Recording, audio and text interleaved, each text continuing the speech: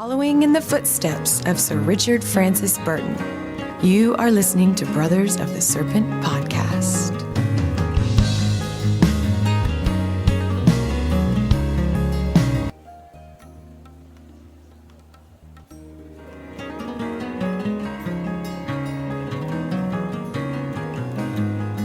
Welcome to Brothers of the Serpent podcast, when you just need to talk about pyramids.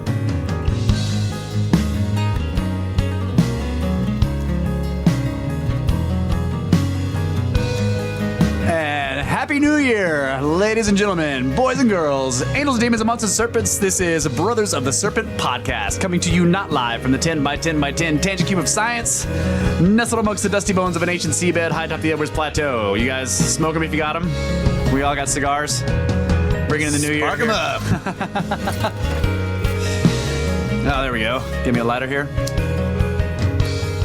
All right, so my plan for this year for you folks out there is to skirp derp to the best of my ability. I shall not fail you. Oh yeah, and we have a guest with us in studio. We have Mr. GMA Archer. Hello, hello. Who is, you all may know from such shows as Bots Late Night. Beep. Beep, beep, beep. Didn't hear that? It's an honor to be here. First episode of the new year. That's right. First episode of the new year. Episode 80. Episode 80. Yeah. Again, just to let you guys know, we did record an episode 80, but I was way too high for that show. So I pulled it. To those of you who might have actually downloaded it right after it got uploaded, I apologize. Just saying. This is the new official episode 80. Episode 1 does not exist because I was way too drunk for that show. We've all done it. All right, to start this one off, as always, we have no soundbite.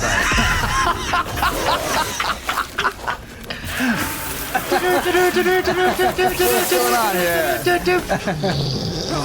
Sorry. Back to you, Russ. Space weather news. Solar eclipse this weekend. On January 6th, which is tomorrow, for us, the new moon will pass in front of the sun, producing a partial eclipse visible from coastal China to the Aleutian Islands of Alaska. At maximum, 71% of the sun will be covered, turning the solar disk into a deep crescent. Also, solar wind ignites big auroras. Earth is entering a stream of solar wind flowing from a large hole in the sun's atmosphere, which we've talked about this before. Large holes in the atmosphere, but no sunspots, right? First contact on January 4th ignited big auroras around the Arctic Circle. Intermittent G1 class geomagnetic storms are in progress as the Earth moves deeper into the stream on January 5th. Arctic skywatchers should remain alert for auroras for the rest of the weekend. This stream of solar wind is wide and should influence our planet for the next 48 hours. Wow. And there's some great pictures of look at the auroras that it's causing. Yeah. Check that out, buddy. So I can expect some electronics to go bad. Yeah. Okay. Expect your electronics to go bad. So, GMA, you took a trip I for did, this. yes. So tell us about that. Where'd you go? What was the deal? So this was just a simple family trip up to New York. Go visit the sister. She lives up in town. Oh yeah. And we got an Airbnb at a house up outside Woodstock, New York, it was near Mount Trimper and Mount Pleasant and all these little towns up there. And it's right on the foothills leading into the Catskill mountain range there. Okay. And girlfriend wanted to go for a hike on Christmas Day, and so I decided to do a little researching while I was there.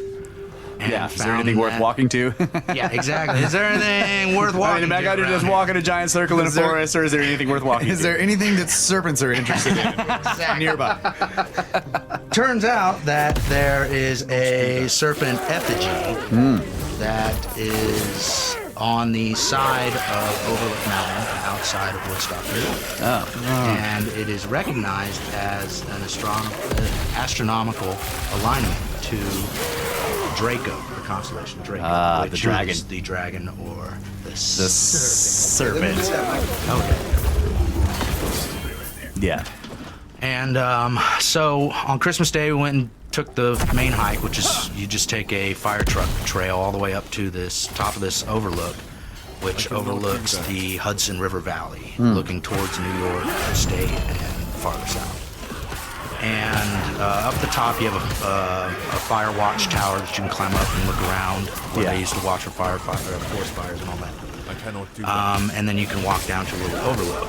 And while I was doing research on the hike itself, I stumbled across a webpage that is I think it's hosted by the New York Forestry Division. And all of that park is part of New York Forests National or State Forest. State Forest.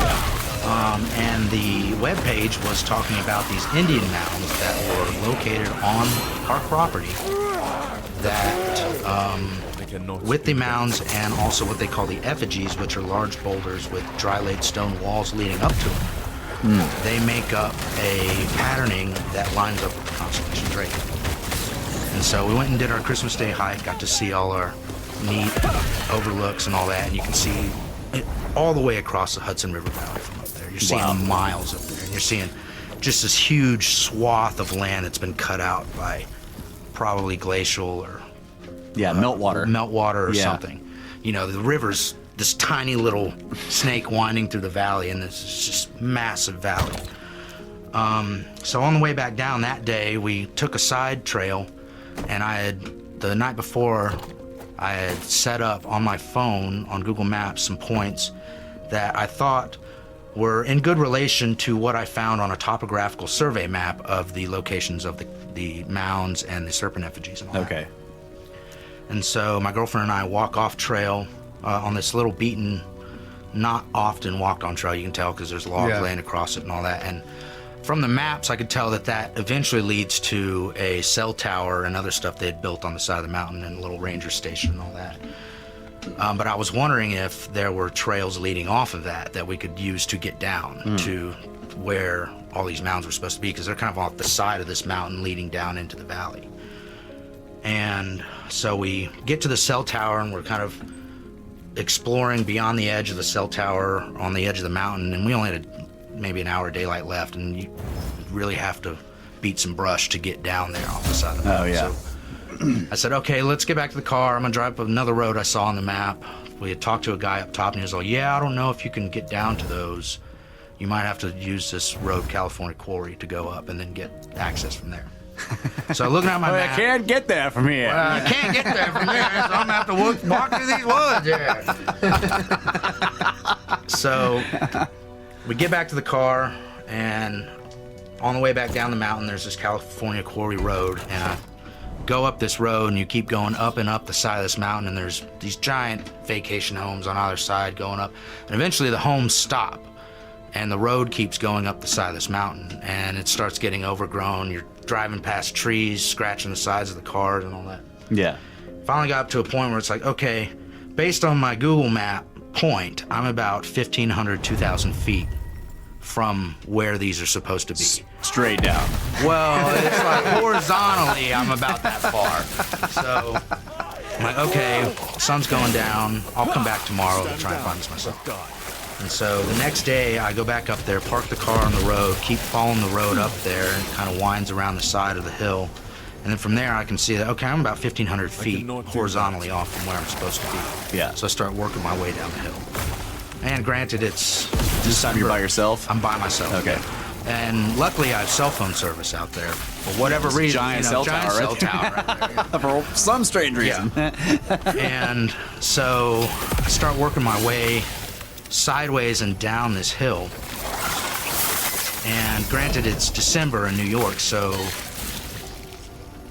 there's these seeping springs coming out of the side of the mountain that have just frozen solid. And so in some cases, you know, it's almost like a tiered landscape where you'll have a kind of a flat layer, and then 20, 30 feet drop off of boulders and rock side, and then another flat area. And so I make it to the first flat area, and I'm comparing pictures to what I've found online of where these stone mounds and all this is supposed to be.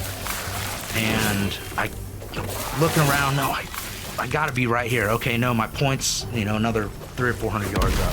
So I keep going, slowly working my way down the mountain. I'm having to butt scoot down patches of ice, and some of it's ice, and then where there's not ice, there's just the thickest, slickest moss you've ever seen. So it's Oh yeah. okay. Slide City. If I'm gonna have to get back up here, it's gonna be really hard to get back up this way. And so I keep working my way down, and my dad's texting me the whole thing. Where you at? Where you at? Blah, blah. He's worried because I'm out in the woods by myself. It's like, don't worry, I got Classic. this. Yeah. Classic. Don't worry, Dad. I've disappeared without a trace. Yeah, exactly. And I keep working my way down. I get another maybe 300 or 400 yards down, finally to my point.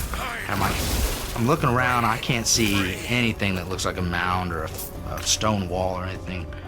Keep looking around, pull up my map, compare it to the topographical map with the GPS or with the survey points. Oh no, I'm actually looking at these curves. I'm off. It's farther down in the valley. I got to keep going further down. Oh yeah. And back towards the way I came. And so I work my way down 2 or 3 more tiers to these flat levels. And I'm like, okay, it's got to be the next flat level that I get down to because everything's showing like flat areas on these pictures.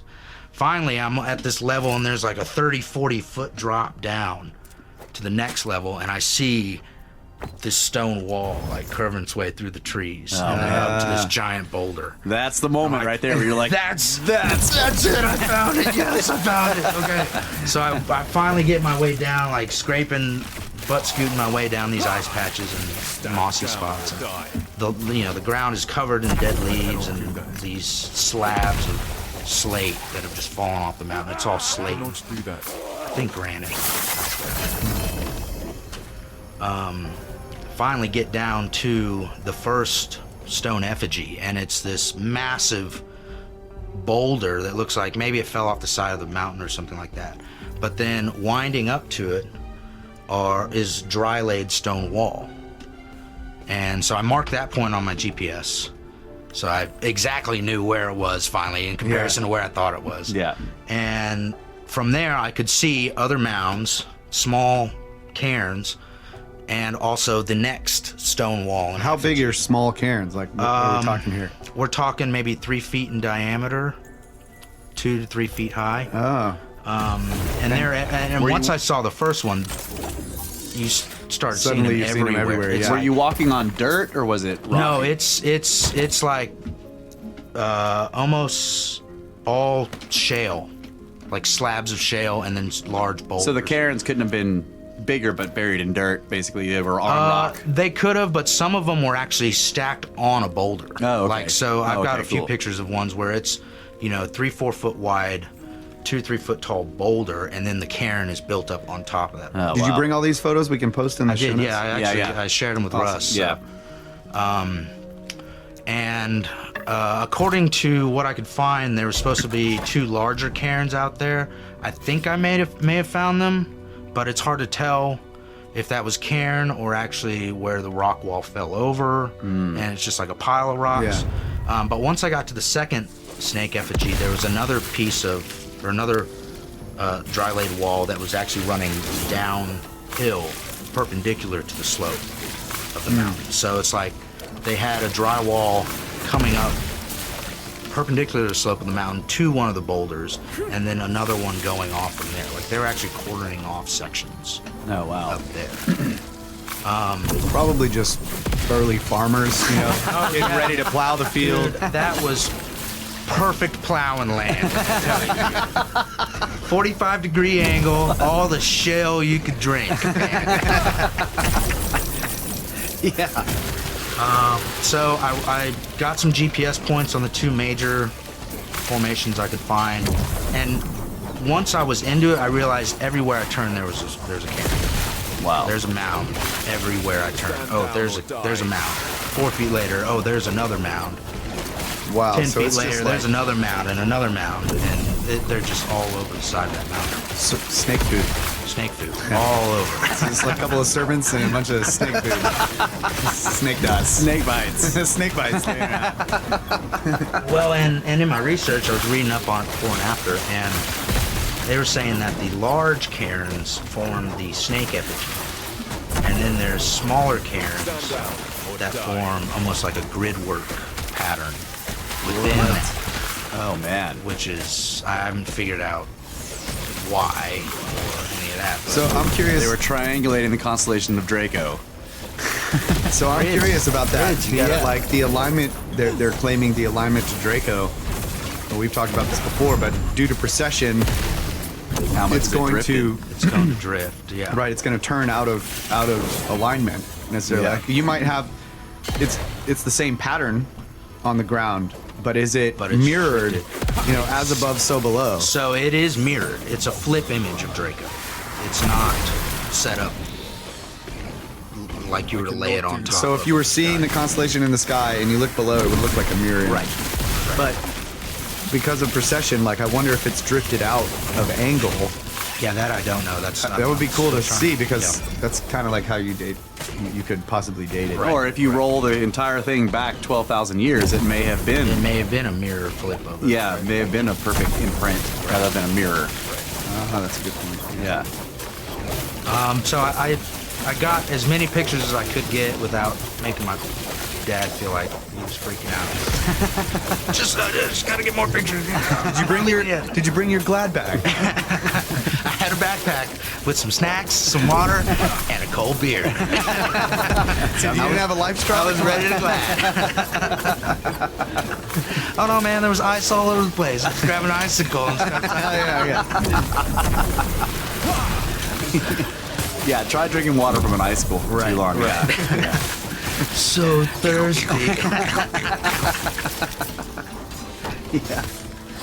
Yeah, that's really cool. It was phenomenal though, and you know, you're in this pine and birch forest, I think it is, and they just came out of nowhere, out of the forest. Like I'm just looking trees, brush and trees.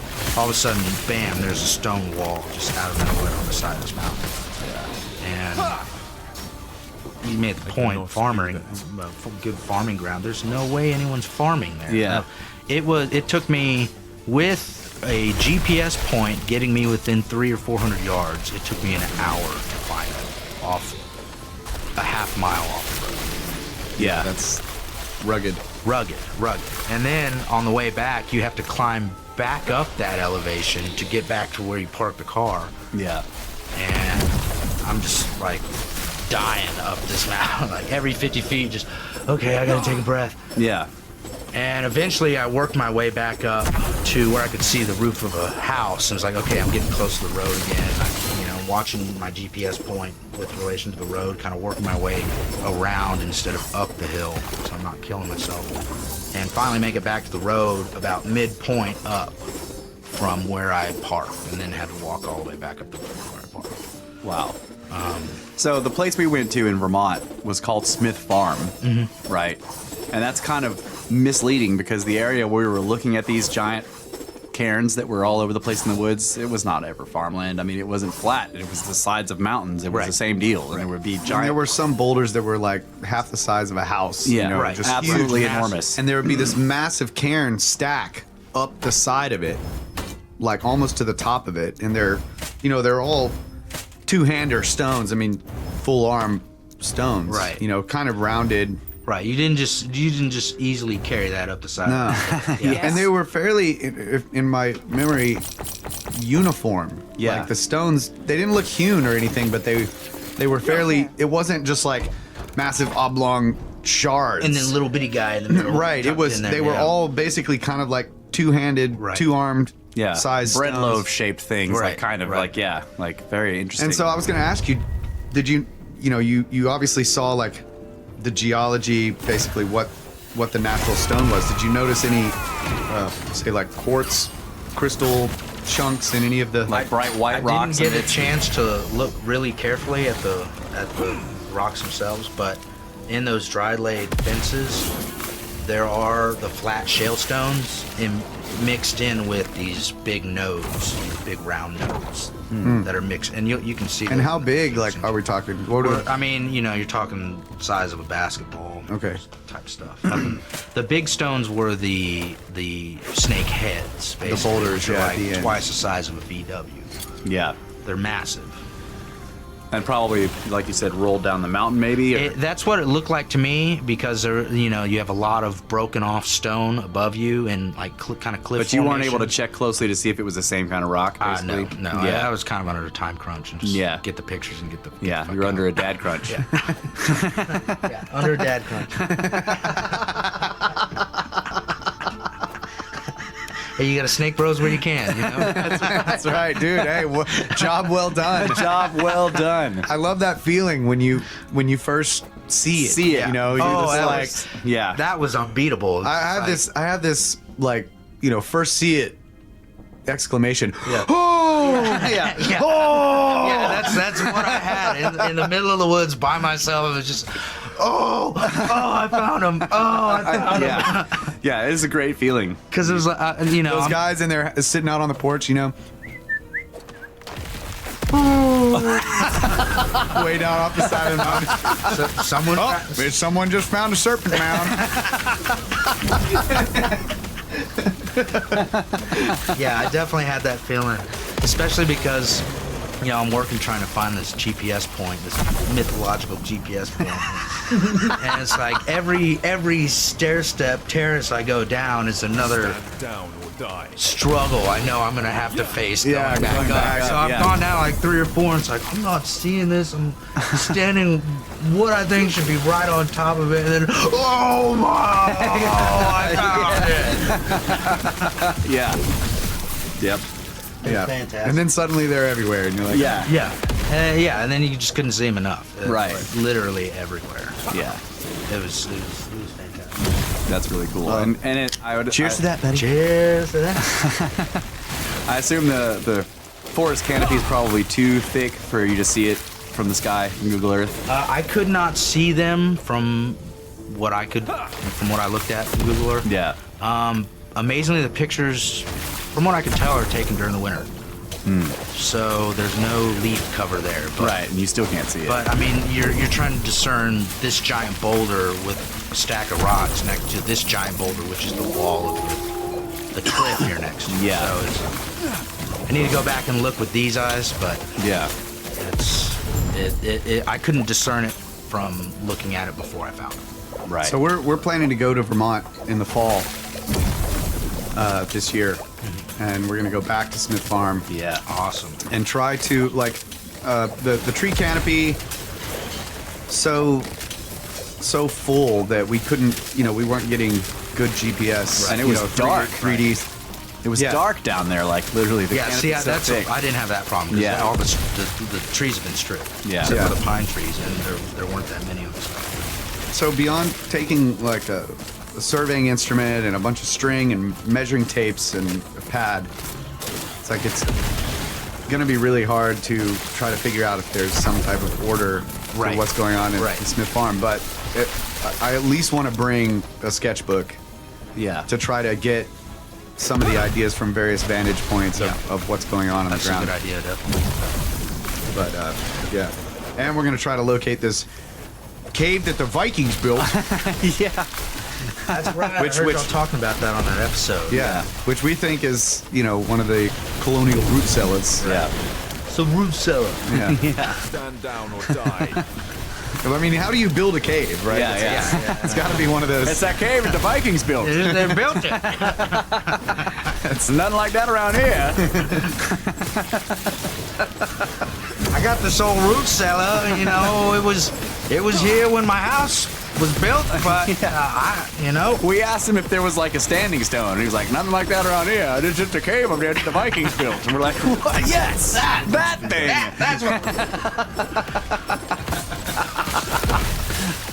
Also, my uncle's friend owns a quarry right next door to where my uncle's house is, and he also owns another piece of property on another mountain. And on the side of that mountain, they were clearing up there, making. I don't know if they made the road before or after, but I guess maybe they were exploring, and there was supposedly what we were told was an old kiln. A kiln, yeah. It was built on the side of the mountain, and they took us up there, and it had in a big rainstorm or something. It had collapsed. Like part of it had collapsed, and We went up there right after Sandy, didn't we? Was it brick or was it a stone? huge stones. It was I mean, gigantic. massive. You can't pick them up. Stones, And it was cylindrical. Stacked. Yeah. And it was I mean, it's on this slope, dude. That's like so ridiculous, and it's way up on the side of the mountain, way far away from the valley. And we're like, "What are you burnt? Why? Why here?" Yeah. We went up there. We got there right after Hurricane Sandy. Okay, that's what it was. And so Hurricane Sandy had come through. This is Vermont, but they still got a huge. We saw houses collapsed into rivers and like landslide kind of thing. Yeah. Oh man. Yeah. So they had cleared all around it, but there was a big tree on top of it, right? Because it's just so big that I can't remember if the tree was on top of it or if it was like right at the edge or whatever. Because the slope was so steep that it was basically built onto the side of the slope. Into the side of the slope, yeah. Right. So this tree collapsed and the roots carried a bunch of the part of the wall with it. Yeah. Right. So. But I don't know how you could describe it as a kiln. That's just, That's what they called it. What's Right. been told, It's like that and maybe it was beehive even shape, kind of. maybe it was even told to the owner. I don't Yeah. know if they called it that or what. Right. Nobody really knows what it is. Yeah. If it was a kiln, it was metallurgical probably Yeah. rather than. But who it knows? Mining copper. So yeah, it's like, what equipment did you have on the side of this hill to pick up these stones and stack them that high? I mean, Yeah. Right. Much less so. And why? So I wonder, did the stones come from uphill or from the valley? Yeah. Because if they come from the valley, that makes it even harder to get them up there. 'Cause Yeah. you're carrying them uphill. I can't imagine. I mean, Yeah. there's plenty of places to get it, Yeah. get the stone, but If it's the same stone. right. Which So we anyway, have- we're gonna visit that place again, and I think they've already started rebuilding it, or they have a plan to rebuild it. Yeah. Really? And now these are quarry guys, so they're used Yeah. to lifting gigantic blocks Right. of stone. They have a marble quarry. It's green marble. It's like one of the rarest forms of marble in the world. There's only one other place where they can it's like get in it. France or something. Yeah. Oh, that's cool. Yeah. So they have this deep pit. Might check us on that, Watcher. Yeah, they cut these blocks. We've seen them because we've gone to the quarry, right? And then they cut these blocks out that are like I don't know, like minivan sized. And then That's nothing. Yeah, just a minivan. You know what I'm saying? And then they have a mounted crane that will basically get them up out of the quarry and put them down, and then they cut them into whatever chunks. Yeah. But yeah, So yeah, right behind my uncle's house is just this massive hole in the ground. square hole. It just goes way down. And you've been pulling blocks out. You can't see the bottom. Approaching, you have to literally like stand on the edge to see the bottom. See the bottom. It's so far down there. Yeah. Yeah, exactly. Yeah. And then there's, in the wintertime, there's like ice Yeah. on the bottom. Yeah. It fills up Don't with even some get water. close to the edge Right. in the winter because you're just going. Right, because the edge it's got huge icicles Yeah. hanging over the edge of it, and yeah, so it's really a beautiful, beautiful spot. Yeah, when I was talking to the guy up at the top of the mountain about going down there, you have crampons? No, I don't have any crampons. Well, it might be tough getting down there. Yeah, I wish I'd had crampons. What do I need crayons for?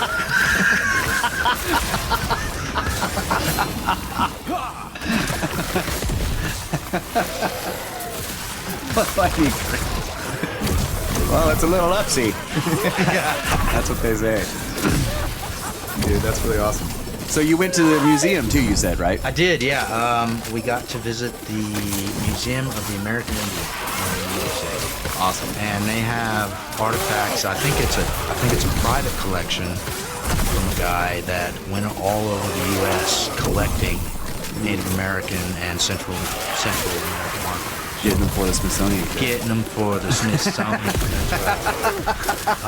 And they had things, artifacts from Teotihuacan and before, Yeah, BC, Olmec stuff. Olmec type stuff. Yeah. All the way up through modern day Native American quilts. And Wow.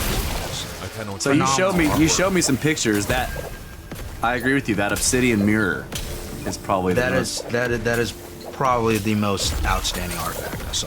Yeah. Oh, God. And it's, I would say, roughly the size of a large dinner plate, Yeah. and it is polished to a perfect shine. Yeah. Is it flat? I mean, it's flat. Flat black. So it's not warping your image. No, like I have He's got these photos where you can see the reflected lights of the display light. The display light rack. You can see it perfectly reflected in the top of the mirror. Oh it's my just, God. it's freaking astounding. amazing. Astounding. And I'm looking at the other. We'll put some of these on the show notes, people, because you got to see these. It's absolutely amazing.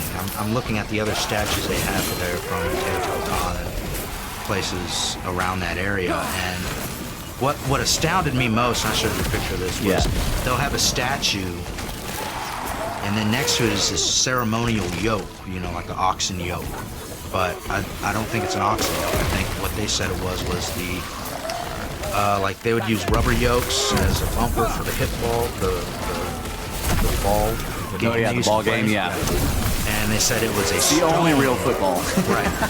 They said got that, Patrick? stone ceremonial version of that. But it's placed next to this statue, and you look at the statue, and the statue is very rough hewn. Yeah. Very pockmarked, like someone took a stone and carved this thing out by force. Right. Versus the yoke, which is just this polished, smooth. And it's granite.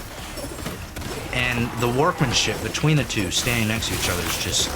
Yeah, so the yoke is this like horseshoe-shaped thing, and it's all stylized and carved. And the front of it is this gigantic like nose, like it looks like a bull like nose. a face, yeah, like a mouth and nose. Kind Yeah, of. like it has these huge nostrils that are deep cut and smooth, and it's just this beautiful polished granite, just gorgeous. And in the statue next to it, it's still well done, but it's very rough. It ain't well done compared to that yoke. Right. Like you look at So that and the yoke next to it.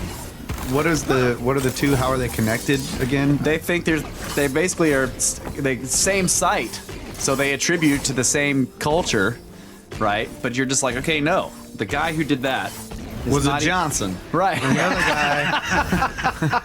guy. Yeah, exactly.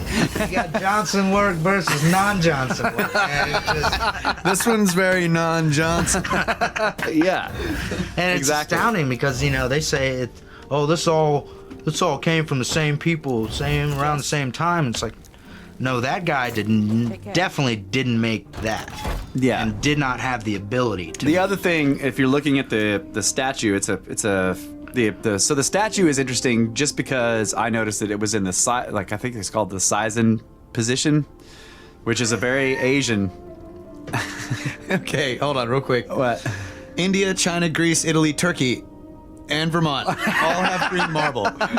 So South Central Asia, the Mediterranean, and Vermont. From the Watcher. There. Thank you, Watcher. Yeah.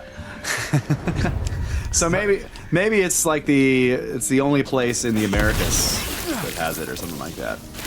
Maybe, but It's just rare. The other thing that struck me is looking at the statues that they had on display from Teotihuacan over the central southern American areas was that a lot of the older ones have a very African face. Yes. Very, very African nose and cheek features. Yeah. Whereas the Native Americans do not have that at all. You don't Yeah. see that in their features at all. Yeah. And They're more so- Asian or Mongol type looking. Yeah. Yes. And so there's a very strange, like, where's the link here between these statues that look like they came from Africa Yeah. versus these peoples that are there now and were even there then when the Spaniards came across. Right. The correlation doesn't make sense. Right. Yeah, and like I was gonna say about the statue that we were talking about that was sort of rough cut. But the interesting thing to me about that statue was the position that it was in. Yeah. It's in this like I think it's called Seizen, but it's a Japanese do it. Like it's the crossed legs with the arms not down. crossed legs, but they're sitting on the knees On with your their knees, with with their toes are down. With your legs back. Oh. Yeah. So your legs are back, your toes are down, right? Like so you're balanced on your toes and your kneecaps, and then the hands are on the knees and they're sort of leaned forward. It's a very it's like a type of bow, right? It's a position you would do in front of a superior, like you would bow and then you would come up like that while they're talking to you. It's a very Asian, like Japan still has it, right? A sign of subversion almost. Like. Yeah, exactly. Yeah.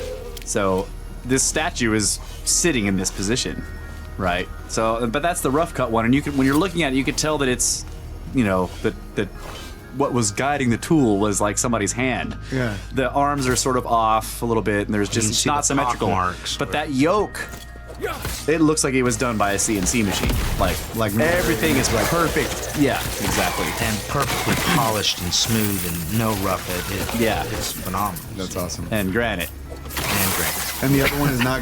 What is the other? I don't know what the other I one believe was. the other one was granite too. I'll share them Yeah. afterwards. Cool. And they had a lot of that on display. Stuff, bowls that were just intricately carved.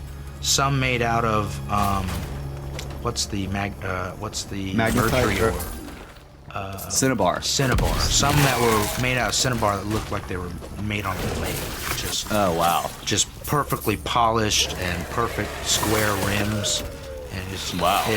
absolutely amazing stonework. Sitting next to these statues that are obviously hand pounded. Hand pounding. Hand pounded. And then you were like, Immer ducks. Hammer ducks. That's right. That's right. They had the from Lovelock Cave in Nevada. They had the duck decoys on display there. They didn't, from my memory, they didn't have anything else from Lovelock Cave on display there. Yeah. But they had these duck decoys, and there were 3 of them there. I got pictures of all 3 of them, and one of them is feathered just like a real duck. Wow. Has the feathers on it and all that. That's Just the amazing. How do you find an artifact like that under a mountain of bat guano? Like still enough nitrates, intact? man. Yeah, Preservatives.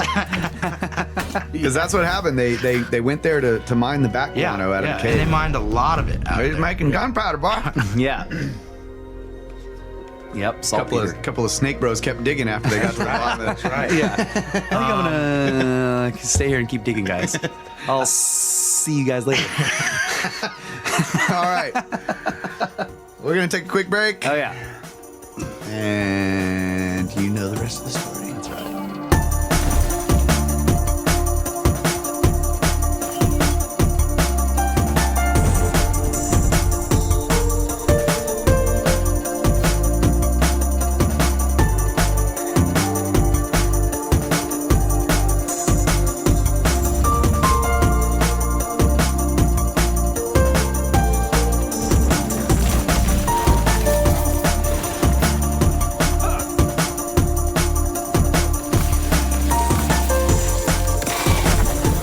With forked tongues, we hail from the 10 by 10 by 10 tangent cube of science. 3 servants. 6 forked ends of tongues. Snakes. And our main snake, Russ Allen over here, unceremoniously forgot to introduce the one and only Watcher, Yeah. who hails from his deep underground underspace bunker. It is secret space station in outer space to watch over all that we do here on the Brothers of the Serpent podcast and keep us on the straight and narrow. Mr. Brett England, the Watcher. The hidden fourth snake. Yeah, how you doing there, buddy? Buried him What's in up? making Come on, turn your mic on. Let's hear it from Spaceman. Spaceman's Dude, fifth. so like I wonder if I have to be then like tidally locked on the opposite side of the planet from the cube if I'm in space and then deep underground simultaneously. It's an enigma. Yeah. No one understands your mysterious ways. That's right. However, Let's keep it that way. Let's keep it that way. however, we do know that the Oracle serves the Watcher. That's right. Google was constructed to serve the Watcher. Love it. All right, so we are back with special guest Mr. G May, and we are going to talk about Impossiblocks. Oh, Impossiblocks. Yeah. Where do y'all want to start? You want to start with? Let's start with Serapion because that's Serapion? an old Mr. Dunn. So, and really that's where I went down this whole rabbit hole of precision and giant blocks. And, Yeah. it really started with looking into Christopher Dunn's research into the blocks of the Serapium in Saqqara, Egypt. Yeah. And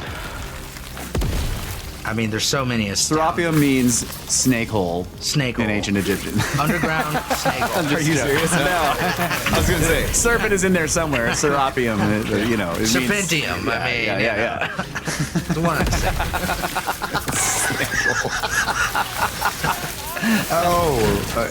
Now I know what those giant stone blocks are. That's what they leave behind in the snake hole. Snake after hole. they eat something.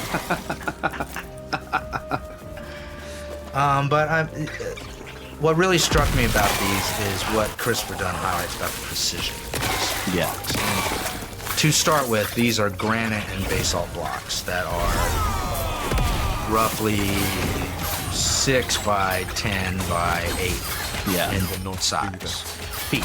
Right. That's a big freaking block. Yeah, it is a huge We're block. talking when they're actually hollowed out and made into a box, we're talking a 70-ton box with a 30-ton lid on it. The lid itself is 30 tons. Yeah. And Some secret conspirator in the late night podcast mentioned that because of the weight of the lid, it creates a hermetic seal. right, so with the weight and the precision with which they're cut, there is a hermetic seal between the box and the lid. Yeah. And then this is really what No mortar, no glue. no mortar, no glue. Yeah, just no neoprene. It's slid in. granite on granite action here, folks. That's it.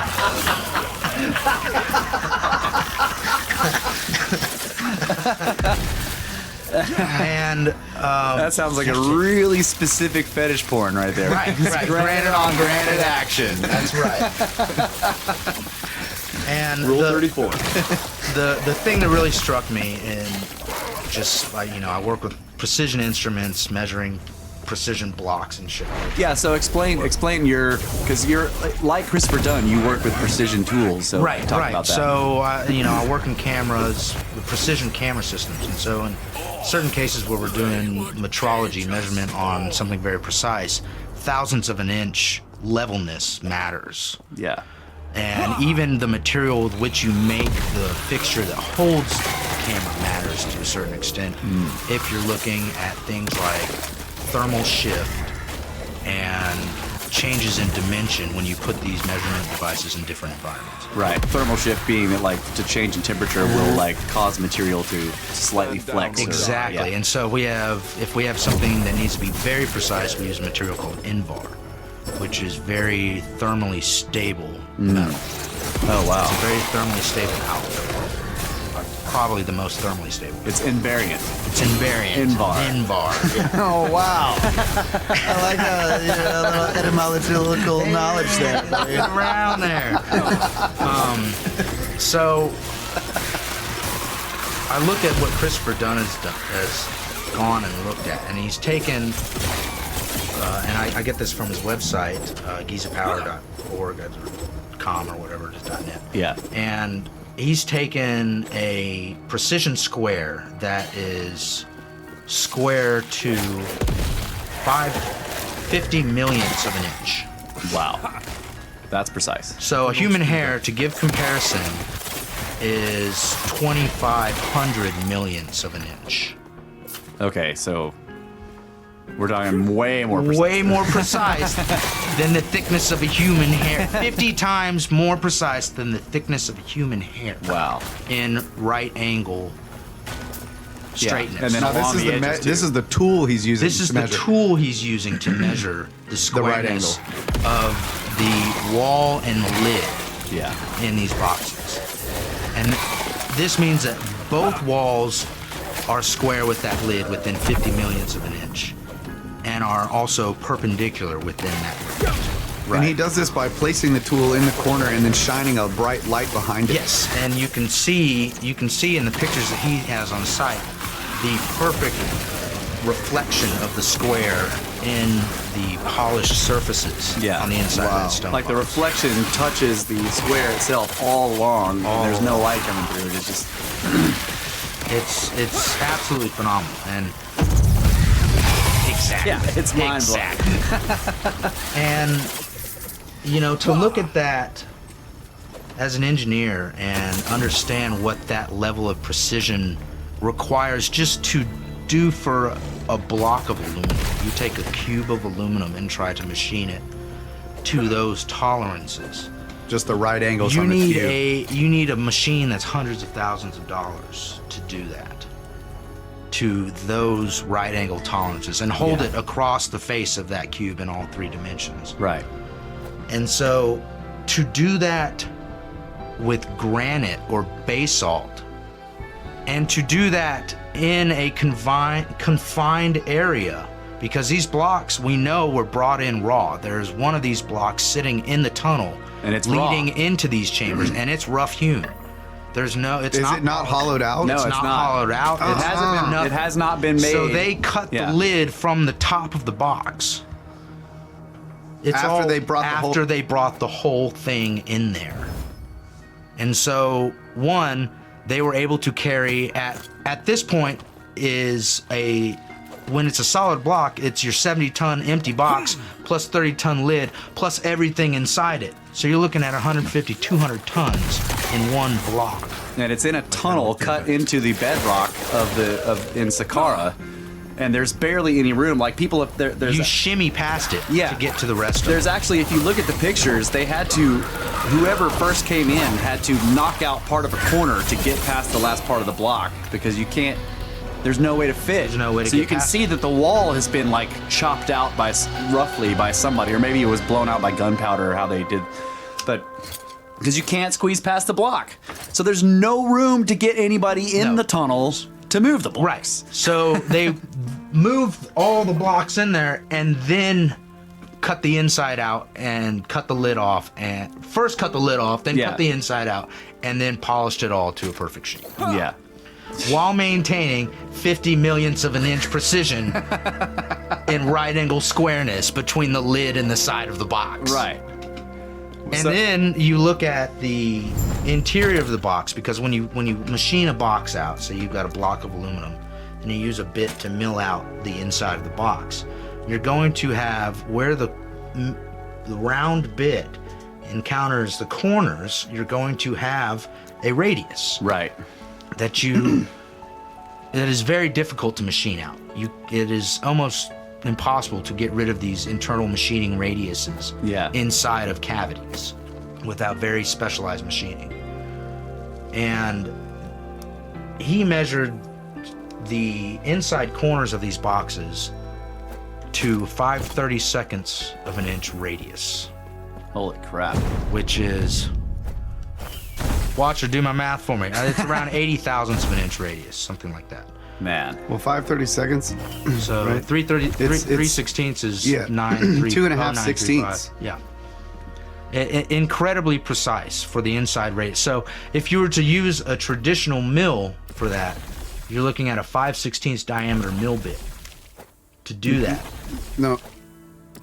5/16 5/32? 5/16 diameter, 5/32 radius, right? Oh, radius. So- oh, okay. So you would have to have a mill bit that's 8 feet long Yeah. to get down to the bottom corner of that box. Or some type of arm that could or move some it down. kind of arm with a ball end mill. with a that ball can end go mill that could go down the corner. Unbelievable. This is ridiculous.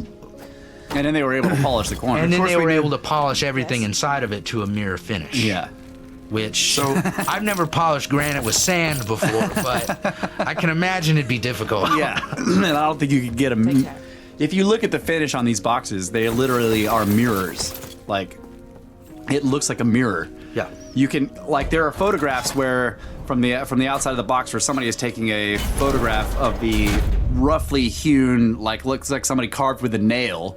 These The like inscriptions on the hieroglyphs outside, yeah. Yeah, it on the looks like a outside, but you child can did 'em, see yeah. behind that that cut, and those, they're very rough and they're not polished, but you can see the cameraman in the reflection Yeah. of the side of the box, right? Yeah. Blocked by these hewn glyphs that are on the side of it, and it's just like, So I don't know if you said this. I got disturbances over here, technical difficulties going on, but handling all of them flawlessly. Flawlessly. Zero mistakes. You had said earlier when we were outside that if the stone lids had been cut out prior, like say in a shop, like in a mill somewhere, outside above ground, and then brought down inside in two pieces, that they would not get that hermetic seal. Because the stone would flex.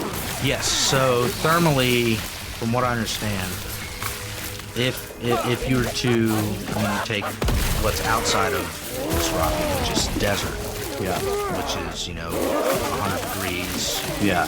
low humidity, Right. versus the inside of the Serapeum, which is considered around 60, 65, 75 72. degrees, somewhere Yeah. around there. Yeah. You're going to have huge thermal changes in anything Yeah. that big, going between a 30-degree change when Right. you're trying to be that precise. Right. Especially I mean, any we kind do- of any kind So of, Sorry, any kind of what? any kind of stone, because every stone, no matter what, has a certain water content Right. mixed in. Right. And then there's what they call TOC, total organic content. Right. So even Which granite, expands and contracts, right? yeah. And so all that will have water in it, and like granite, sort of famously, has enormous thermal changes, right? So nearby here we have Enchanted Rock, which is granite, and it's split. It's a big bulb of granite. It just sort of sticks up out of all the limestone that's around here, and it's got a big split down it. And when the sun goes down, sometimes, and you can find this on the park website for Enchanted Rock Park.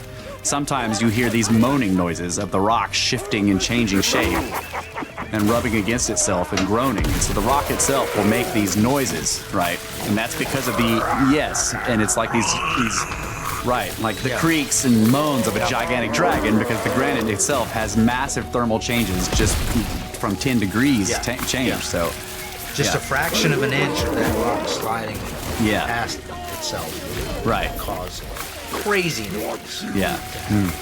So like they had to bring the boxes in and then build them on site. And we know they did this because there's, like you said, a raw box. Yeah, a raw block in the hallway. Yeah. But I was just thinking of something that you, Russ, have said many times, like form follows function, Yeah. right? So, like, to me, thinking of all of these things that you're talking about, it's like, well, Who are you? what type of thing, device, machine, whatever, would require this hermetic seal without any type of, just pure stone, right? That you need at that temperature. In other words, you have to have it underground. You don't want any temperature fluctuations. You need the tunnel to be small. You need the box inside to sit in the socket, excuse me. Yeah. All of these things, like, so we have to do this project where we're going to tunnel in. We can't make the tunnels very big. Then we have to build a machine that's going to be able to cut the stone inside that small space. Yeah. And make it to this ridiculous degree of accuracy. Like, what kind of, is there anything? Yeah, so if form follows function, what is the function of the Yeah, box? is there anything that you could think of today do that. that would require Who are you? something to that nature? Well, it certainly wasn't dead bodies. Touche. The only thing I can think of is industry. Except that there was a dead body. Well, yeah. So we can talk about that too. I don't know much about that. Just that Yeah. they found it. Except that there's 20-something blocks inside Yeah. the Serapeum. Yeah. So the other thing, let's briefly give a description of the Serapeum, right? It's just a few tunnels. The tunnels are just a little bit larger than the blocks. Yes. Okay. But then there's all these alcoves off the sides of the tunnels. The alcoves are It looks like a key. yeah, it does kind of look like a key. Like The alcoves are larger. Old skeleton key. The alcoves themselves are larger than the tunnels. So there was room in the alcoves, more room than there is in the tunnels. Not a lot of room, okay? But once the block is in the alcove and out of the tunnel, Which the alcoves themselves had a cutout socket for the block to sit in. Fit perfectly in. Right. So the block is and they're staggered, by the way. There's these cutouts for the block. Yeah, they're for- staggered. Like if you're There's standing, some on the left, there's some on the right, and they're like So if you were entrance to the standing at the entrance of one of the alcoves and you were facing the other wall, you would just be seeing a wall, and to your right and to your left would Are be the alcoves, entrances to yeah. the other alcoves. We're gonna have to post this. This is a great diagram. Yeah, the that, Watcher the pulled Watcher up. just put up. It's got a nice little masonry symbol in the background there with an eye on it. Well, and what's crazy if you look at the overhead is they were very neat and organized. Yeah. But then you look at the number 2, 3, 4, 5. Yeah. What's going on there? Right. And those alcoves are tiny. They're tiny alcoves and they're very disorganized in placement compared to all the other It's alcoves. almost like this was the original plan, like the very end of the tunnel where they're very uniform alcoves that are staggered perfectly. The walls are all cut on their way out to sort of bevel off. And then back here, closer to the entrance, it's like these are sort of additions that were thrown in, like, and then the additions get like an afterthought. Yeah, it's like, oh, we need more. We need more. Like, just make a couple of alcoves right there in the main hall. It's like, Yeah, and then you can see the blocks that they've numbered 1, 27, and 26 are in the hallway still. Yeah, they're still sitting there. I think 27 is actually the lid of a block. Oh, okay. The lid for 26. I could be wrong. I think 1 is the one, the famous picture of the slide. Yeah. get that lid out of Get here. that lid out of here. Yeah, and I don't know if you read any about what the Sander model thinks the Serapeum was. The only thing I've read is that they found the carcass of a bull or the mummy of a bull. Yeah. In one of them. The rest all were open. Yeah. When they found them. Yeah. Hewitt or the British explorer. Petrie? Petrie. Yeah. Yeah. Petrie was sort of infamous in Egyptological circles for being very forthcoming with his astonishment, Yes. Well, and he was a guy who started the whole precision thing. Yes. He was originally the one who went and found that, these boxes, these statues, this stuff is cut to within a 10,000th of an inch. Yeah. He was able to verify that in the 1800s. Right. And then He was also the one that started the investigation of the cores. Yes. that they That's found. another thing I want to talk about. Yeah, we'll talk about the cores eventually. But yeah, these boxes, I don't know, like what I've always thought is that up until very recently, and I mean very recently, you could not have opened these boxes. Just period. You cannot affect granite with copper. You basically need iron or more. I see what you're saying, yeah. Right? So, like, if you wanted to seal something away, You need dynamite. from anyone too primitive to get to it. You just make a box like that, and then you put it in there, and then no one can get to it. You can't move them. There's not enough room. You're not opening it. No one's gonna open it until they have the ability to blow it open with explosives, which they didn't have. Which we finally had. And that's Eventually we had, and they blew a bunch of, they blew one of them open. But like, you can't chisel it away with copper. You can't. You can bang on it all you want with your piece of granite, your granite ball or whatever. You're not going to affect it. So like, it's an Because the lids weren't just laying on top; they actually had a part that went down so that it sat down inside. Or was it just, no, from what I understand, they lay flat on top. so it was just flat. So they It's could be flat. slid across. They could be slid across. If you had if you powerful could slide a enough force, 30-ton block. Yeah. right. If you can push 30 tons, And right. you have to remember that the friction is incredibly high because it's touching it all the way along everywhere. for however many thousand. And there's years. also a vacuum seal. Ever try to? Yeah. Like, I have problems getting the freaking lid off of my jalapenos. Yeah. Can't freaking I open gotta the pickle break jar. I gotta break out a steel tool and start banging on it. right, You know? yeah. Like, come on, you stinking Heat it neoprene up. seal. Some boiling water to crack the seal. Yeah. Yeah, so I've thought that if nothing else, you could consider them to be sort of high-tech safes, right? Absolutely. Because nothing's getting into that apart from TV. Right. Yeah, And safe then if you- time capsule. So slash this safe. may be a looted Hall of Records. and it's shaped like a freaking key. Come on, Yeah. look at it. Yeah. Like, imagine these later editions, like what I'm calling the later editions, weren't there. Right. It's- the reason he's yeah, calling it a key, key, yeah. for those of us who can't see it, for those of you who can't see it, we'll post the pictures, but it's basically the tunnel this tunnel structure, like from the top down to the end where all the alcoves are sticking out as little pins on a key is why it looks like a key. We'll post the pictures. You guys could just check it out. Yeah, sorry about that. Yeah. But it is key. It is very key shaped, and then the stuff that's not key shaped looks like later editions, maybe, or who knows, or maybe they were hurried. somebody was hurried. It looks hurried compared to the. Yeah. the first Like going with my hypothesis that maybe it was a repository, right? Like if you think of all these ancient stories where right before the cataclysm happens, people are told to stash a bunch of stuff, cut down underground and stash a bunch of things for safekeeping so that they can go get them later. There you go. I have an idea. Okay. Okay. So the one that was not opened, right? All of them have the lid slid off of them, or just at least moved to the side where you can look down in, and they're all empty, right? Yeah. Some had sand in them or something like that. Is that true? Yeah, there was sand blown in. They had to clear it. okay. So the ones that were open had sand. All right, so here's my idea. There was one in there that the lid was still perfectly sealed. Yeah. The people who came and got the repository left a clue to when they got it. So they took everything out, and then one of the boxes they filled with soils and the skeleton of the bull that basically Pointing was to Taurus. Pointing to Taurus. The age of Taurus is when they opened it and they took it out. That's really cool. So it's like my hypothesis plus your hypothesis. Yeah. Right? Yeah. All right. Mystery solved. Next mystery. Next mystery.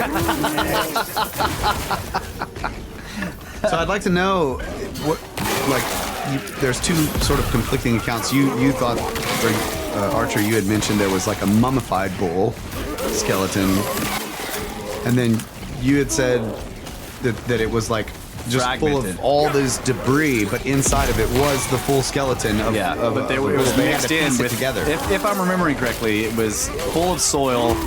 There was the entire skeleton of a bull in there, but it was in fragments. But it was also mixed in with the fragmented chunks of many other things. And how badly fragmented was that after TNT? Yeah, that's true. Like, That's a good point. Yeah, I don't that's know. gonna be to get that granite box open.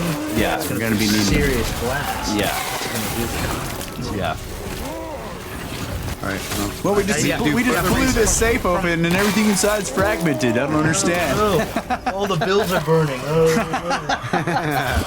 Yeah, no. From what I understand, there was a carcass of a bull. I don't know if it was mummified or what the other contents were. I haven't dug into that. I was so astounded with the boxes that I just rabbit holed down into the boxes without caring about the contents. So that's the way to do it. Right. Right. It's not the other way, where we only look at the contents and not the box. I'm not thinking outside of the box. I'm thinking about the box. Yeah. I'm inside the box thinking about the box. itself. Yeah. And it's just looking at it from an engineering standpoint, we can't do that stuff today. Right.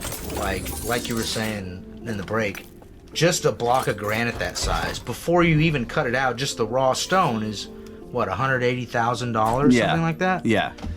And that was in 1980. And that was in So 1980. Christopher Dunn went and talked to a bunch of the top stone quarry, stone working places that he could find.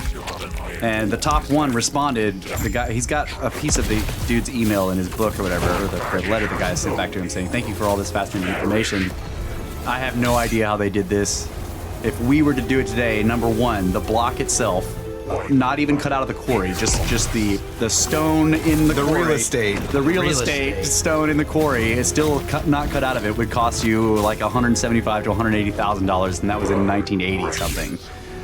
Then he was saying that you would have to get thousands of government permits to be able to transport it because it's the weight and the cargo is just infrastructure needed to- the infrastructure needed to move it is so ridiculous. You'd have to clear entire highways to get it down the road. And, and then after that, they would put it in their shop, right?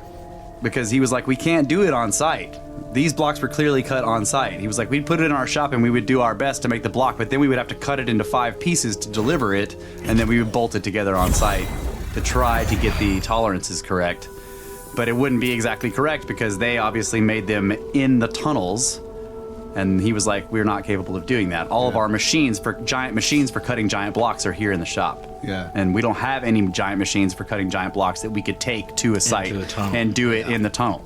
Yeah. Much less move the block. Right. But So before any of that, basically what you're saying is for all you totalitarianists out there, you need a pharaoh that's like, bring the block. It's like all the red tape is gone. yeah, that's right. Bring me blocks. Okay for all permits. Yeah.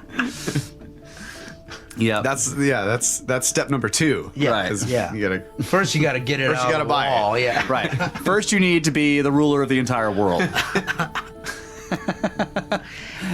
And then you got to do it 26 more times. Right. So where did they come from? Where was the granite? Is it They assume Aswan, Aswan. but, They, yeah. they have soon on Aswan, yeah. but it's 500 miles away or whatever? Yeah, but Aswan. yeah, Aswan has the famous pink granite, right? But I'm pretty sure there's other types of granite there because it's obviously not pink granite. This stuff's are the very black. dark. Right, that's the black granite. I think some are basalt. Yeah, and basalt. That might be basalt, yeah. God, it's amazing. So just some interesting stuff about cutting granite for people that don't know this. Like I was looking into this like recently this week. Granite is an agglomerate of materials. It's formed what they call abyssally, right? So it's an igneous, technically igneous, but it's formed abyssally. In other words, it isn't the same as lava that flows out onto the surface and then hardens. Yeah. Right? Basalt is a type of granite that mostly forms deep underwater, right? So you like way down underwater where the pressure is incredibly high, and then the water does all comes up. right. The water does weird things to it too, like just the coldness and the way the heat is radiated off of it. You can't go very far, very fast. So it does certain things that crystal. Right. So sometimes you get columnar basalt, which is a crystalline formation of basaltic rock, right? But regular granite that doesn't have that doesn't form those hexagons forms abyssally. So the lava gets up into the crust somewhere and then cools very slowly and hardens over time under great pressure. Yeah. Right. So granite is made abyssally, like think 40 miles down underneath the crust, or whatever. Right. So you got a volcanic thing, and you've got a volcanic what are they called? The chambers. Mm-hmm. Yeah, magma chamber. Right, magma chamber. So the lava injects into the magma chamber and fills it, and the pressure is still incredibly high, and it never makes it to the surface in a volcanic eruption, but just slowly over time cools and hardens, and then other pressures are possibly the same magma pushing it up. Pushing up, and Right. the crust pressure Pushing down, right. So then eventually, if all the circumstances are right, like with Enchanted Rock, the bowl or the top dome of that will end up on the surface or near the surface, and you can start mining it. Okay, so that's granite. It's abyssal. It's full of a bunch of different materials that are held together by molecular and atomic bonds rather than chemical ones. Like we're used, most of our glues they're all chemical, right? But when you have a molecular bond, it's incredibly strong, and an atomic one is even harder, right? So granite's like that, and like the Aswan granite, the famous pink Aswan granite is like 55% quartz. Yeah. Okay, so it's got an incredibly high quartz content. And most granite has quartz in it, which is why if you move it around in the sun, it sparkles. Okay, it's got little tiny chunks. Right. Yeah, it's got little tiny bits of all this different kind of material. So cutting granite is a pain in the ass because your cutting tool is hitting a different material every time it moves along it. It runs into a piece of quartz, and then it skips off the quartz, and then it hits something softer, and then it hits something harder right after that, after it cuts into the soft thing. And so it tends to shatter cutting tools. Yeah. Granite is incredibly difficult to cut. Lasers don't do anything to granite. You know, if you have a really high-powered laser and you start hitting it, it'll start heating it up, and little chips will fly off. Right. But it isn't going to cut it. It won't ablate and just Right. blow away. It'll end up like, little chips will fly off because of the heat differences, right? But you can't really cut granite with lasers properly. It's just gonna shatter it and destroy it, right? So Cutting today tools. they do it with like diamond-tipped blades with running water Right. to keep it cool. To keep the move the material out of right. the way. And one of the ways that we etch granite now is with like high pressure water streams full of sand. Because that's the best way to do it. It's basically an abrasive Water fluid. jet. Yeah, water jet is like the way they do it. You know, when you see the tombstones with the stuff cut deep into them, they've done that with a very precise water jet. On a CNC machine. Exactly, yeah. So this is phenomenal for all of those reasons, and like cutting through that quartz on the most hardest scale is just below diamond. Rock crystal, basically quartz. I think it's like a 7 or something. Yeah, it's just below it. It's like, diamond is a little harder. So we have diamond tip blades if we're gonna try to cut this stuff, and it will use up your tool very quickly. Yeah. So some of the core stuff that Petrie was looking at has have those incredibly deep, like the what is it called, the depth. The tool marks. Yeah, the tool marks show like that it was feed like rate, yeah. the feed rate. That's what it is. So, Incredibly I think high feed what rate. you're thinking of is actually, if you want, we can. Oh yeah, we need to take a break. Take a break, and we'll talk about core number 7. Yeah, talk about core number 7. I've ruined quite a few diamond blades trying to cut quartz. Yes. Heck, have you ever used one to cut tile? It wears down like that. It's hardcore. It's hardcore. It's hardcore.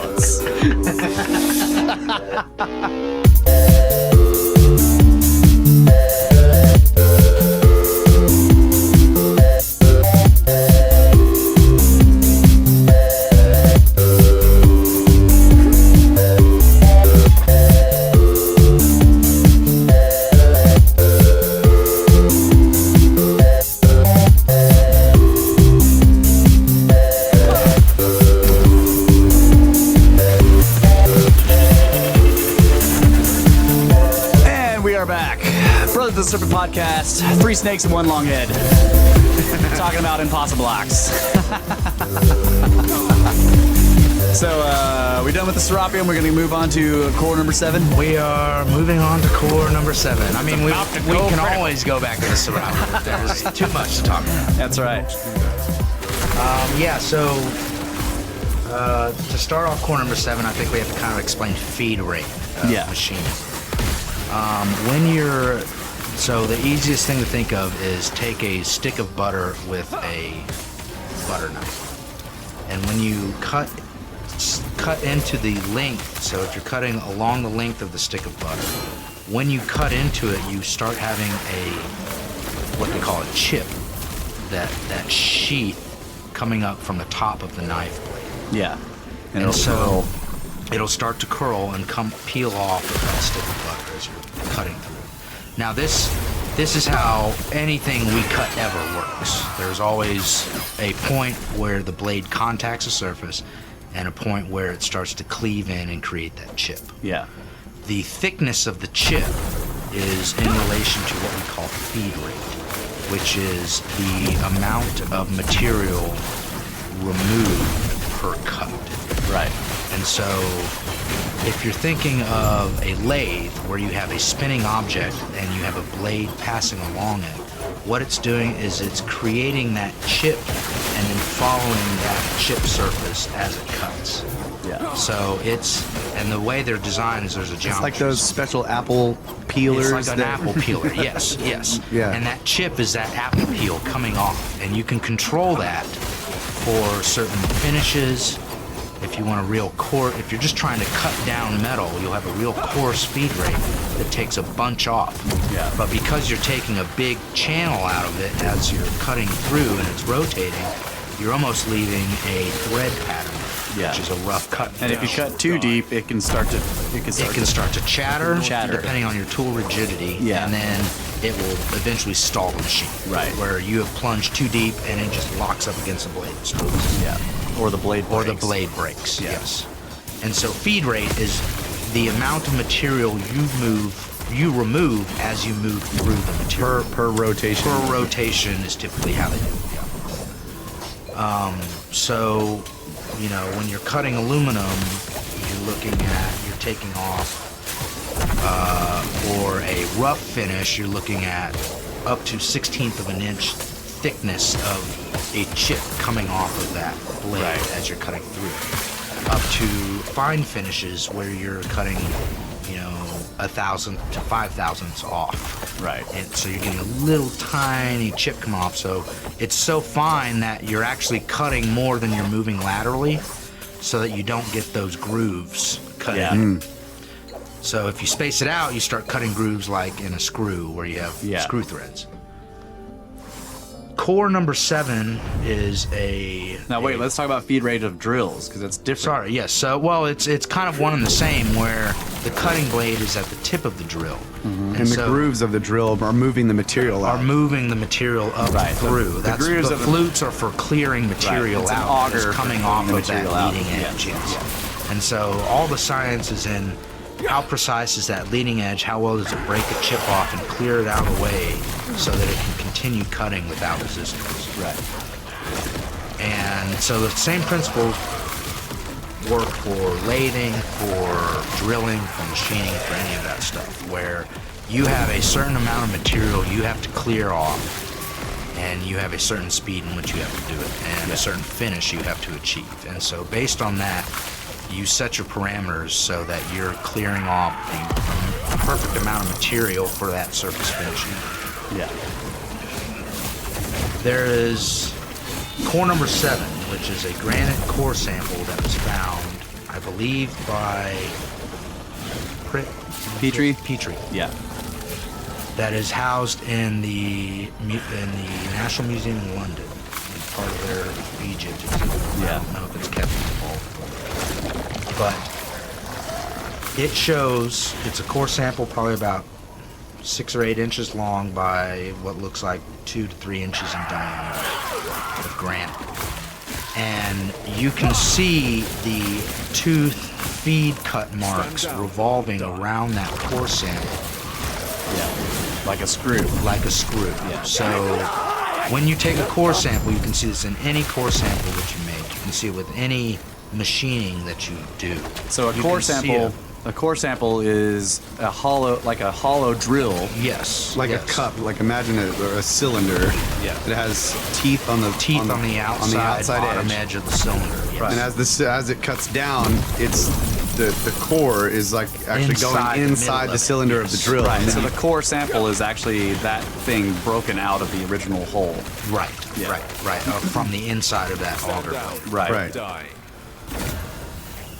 This core sample has a feed rate of approximately 0.1 to so a tenth to an eighth of an inch per revolution. And it's granite. So we typically, when I was cutting aluminum the other day, it was an RPM around 1400 with the depth of cut no larger than a 16th of an inch, let's say. Yeah. So you're taking a 16th of an inch cut, but you're moving at 1400 RPM. So you don't have much time for that thing to come back around, so you're not forming a very thick chip at all. Yeah. You're talking maybe 5/1000ths of an inch thick. Right. Chip. We're talking an eighth of an inch chip. Per revolution out of granite. I have a question. So, do we actually? And that's with a hollow drill. That's with a hollow drill. Do we know? Do they have the hole as well as the core? They have some holes. They have some holes. So what I'm wondering is, what was the thickness of the blade? Because let's imagine it was a 1/4 inch thick. So your whole here you go. Your whole diameter would be a 1/2 of an inch longer than your core diameter. Right. If you had a 1/4 inch thick blade and that's what I wanted to bring up, is that in some of those core holes that they found, you can see where they broke off the core sample. Yeah. And the stump of the core sample is sticking up above where the blade was dug in, so you can see the thickness of the blade in there. Right. And how thick was it? I don't have measurements. That's about 1/16 of an inch, and the core is about 8 inches across. Okay, so it's about a 1/16 to an eighth of an inch thick blade. Yeah. Right, cutting an eighth of an inch per revolution into granite. Yeah, we don't have. We can't do that with carbide and aluminum today. With the technology, we can't.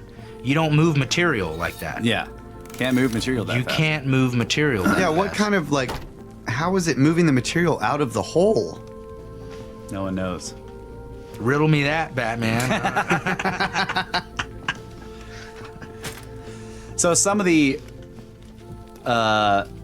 theories. Like Dunn has put forth several, and once again he goes into the problem with granite in that you have all these different materials.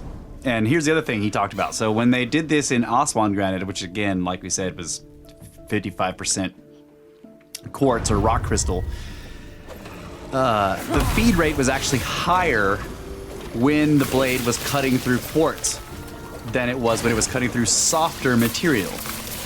Which is completely backwards. That's right. Yeah. That's right. Totally the wrong way around. So he theorizes that it was actually the cutting action was some kind of ultrasonic vibration. Resonation, yeah. And so that when it hit the quartz and it resonated with that quartz, it moved through it like way Like they faster. tune it. They tune the resonance Yeah. to match the stone that they're cutting. Yes. Yeah. And you know, But with granite, it can't be as much because it's so many different materials. So Right. you got to pick You like tune it to the hardest thing in the granite. the hardest thing, or you pick a good happy medium. Yeah. So that the spinning action of the drill would have been purely to remove material. Or you could even make it I'm sorry, like just nerd out on this resonance. But you could actually resonate it with a complex waveform that matched multiple resonances. you just simultaneously. You just have to make sure that that waveform also doesn't resonate. Destroy the with bit. the blade. Yeah. Right. Yeah. Yeah, so you would need to make the resonance not match the material of the bit. Yeah. So that, but work with the stone. So you'd have to pick your bit material very carefully. Yeah. Depending on what you were cutting, which we do. Like in-res. Which we do, and Yeah. we have if you use know, in-res, in-res. in-res is like one of the least resonatable materials. As opposed to Invar bits, for sure. They don't move. I really wish I had. I'm gonna go back and find this, but I'm gonna get from one of the podcasts where we had Brenner on, where he says, shimmer. Yeah. And I'm just gonna get shimmer out of there. So like whenever we're talking about this kind of stuff, I can hit the soundbite button. Yeah. It's like, what were they using? Shimmer. Yeah, shimmer. I mean, and you know, you look at the blocks in Sephora and Serapi. There's no way in our technological standards to do that stuff. Yeah. The only thing you can do is hypothesize Right. how they're actually getting cut. And a lot of it, I think there is an partially uncut stone in one of the museums in Cairo that matches one of the blocks in Serapi. Yeah, the type where of they block. started cutting the lid off, and you can see it peeling up like that stick of butter. Yeah. And then it just snapped off. Right. They just left it there. They just quit. Yeah. Yeah. Wow. Because, when you got two guys with a long rope with some diamond chips on it, You just quit. you quit. 80 years in, you quit. Yeah. You dug too far. Another thing they have in some museum, I don't know if this is in the Cairo Museum or if this is in London, but they have a big block like that, and it's turned to the side so that the cut edge, the slot is on the top, and you can see that they got off line. That they wanted to cut a straight line, and then it started going this way, and they cut like 8 or 9 inches Sideways. past where you would have long stopped if you were hand cutting. And Dunn talks about that too. He's like, look, if you're hand cutting, I don't see how they could get this far out of whack before you stop. Okay, we're scrapped. The speed of the tool determines the length, the size of the mistake, right? If you're using if anybody who's cut wood with like a little jigsaw, you know that blade's going up and down real fast, and you can easily get off, and then you're like, oh shit, and you cut 2 or 3 inches off, and then you're like, and you have to throw that piece of wood away and start over because you cut too far to start over with that piece of material. Yeah. Whereas if you're hand cutting, you immediately see that you're starting to get off, and you stop, and you're like, wait, whoa, Correct okay, it. whoa. You correct. And you can see those correction marks in the cut. Yeah. Where you deviate and then come back on. Right. Maybe. Yeah. And if you don't go back and polish it. Yeah. Yeah. The same. Yeah. So you were talking about the way they etch the granite today with the water Yeah. torch, the Yeah. water jet. Yeah. Right. Is there a possibility that they could have been actually making that core with like an extremely fast Water jet circular spinning? water jet? So like imagine you have that would blow the material Imagine you out have of your it. core bit, right? Yeah, yeah. And you have like flutes coming up the the round, what we call hole saws, Right, in construction industry. Yeah. But it's got a single jet or maybe two jets, That are spinning. Yeah. and they're say opposite, and that thing is spinning, and so it's actually cutting that groove, but the bit's moving down, and so that the jet is 1/8 of an inch above the rock that it's Right, blowing right. out. All the pressure and everything is blowing it out. That's an interesting concept, and I'm curious because when you water jet things, there's an obvious taper to any hole or any Yeah. cut that you make. Where on the side where the cutter is, it's clean and precise, and then on the back side you have a blowout. Yeah. The other Where- problem you would where have it's now tapered. that I think about it is friction loss. If you only had an 1/8 inch thick blade, that's how thick your tube of water is. Yeah. And so if you had a core that was 2 feet long, you're Right. trying to put that pressure through a tiny little pinpoint down. Yeah, Yeah, Yeah. you it can't wouldn't do even it, no. the friction loss inside that tube would be too high. Yeah. Skirp derp my own theory, guys. See that? Man. Yeah, and it's astounding to actually think about the numbers and the material removal rate of some of these pieces. Yeah. And how much they were able to cut into what we consider solid I cannot do that. rock. Yeah. The solidest of the solid rock on that planet. Right. The only thing harder, I think, is andesite. Yeah. Yeah. And they're cutting it away at 1/8 of an inch per revolution. Right.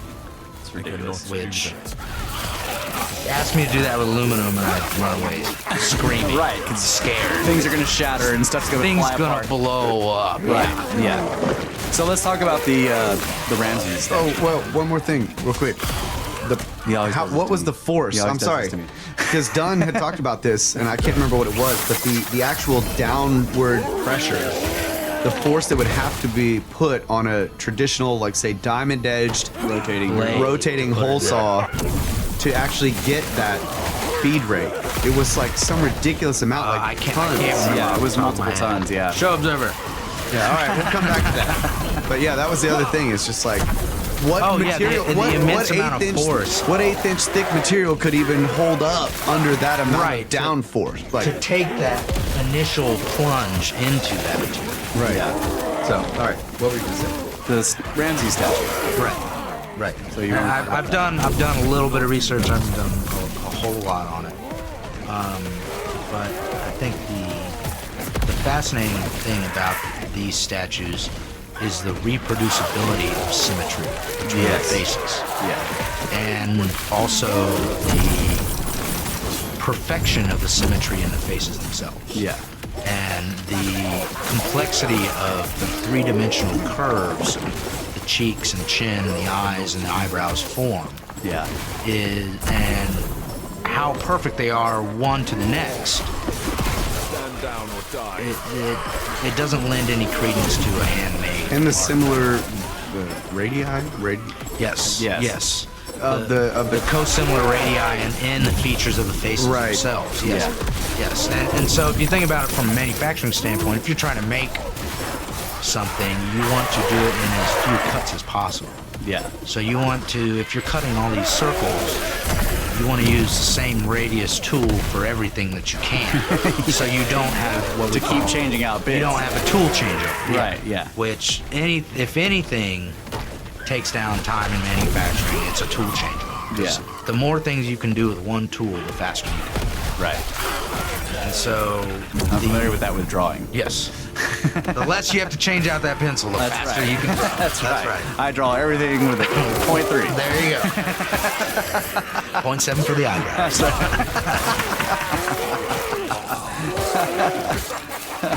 It's course sample number 7. So, one of the things that Dunn did, which was a fantastic, he gave a presentation on that statue. I don't know if you're going to talk about this, but where he basically split they had a picture, and he cuts the picture in half, and then takes one side and just flips it over onto the other Yes, side. yes, I've seen that. Yes. Yeah. And it merges perfectly. Perfect mirror image. Yeah. Yes.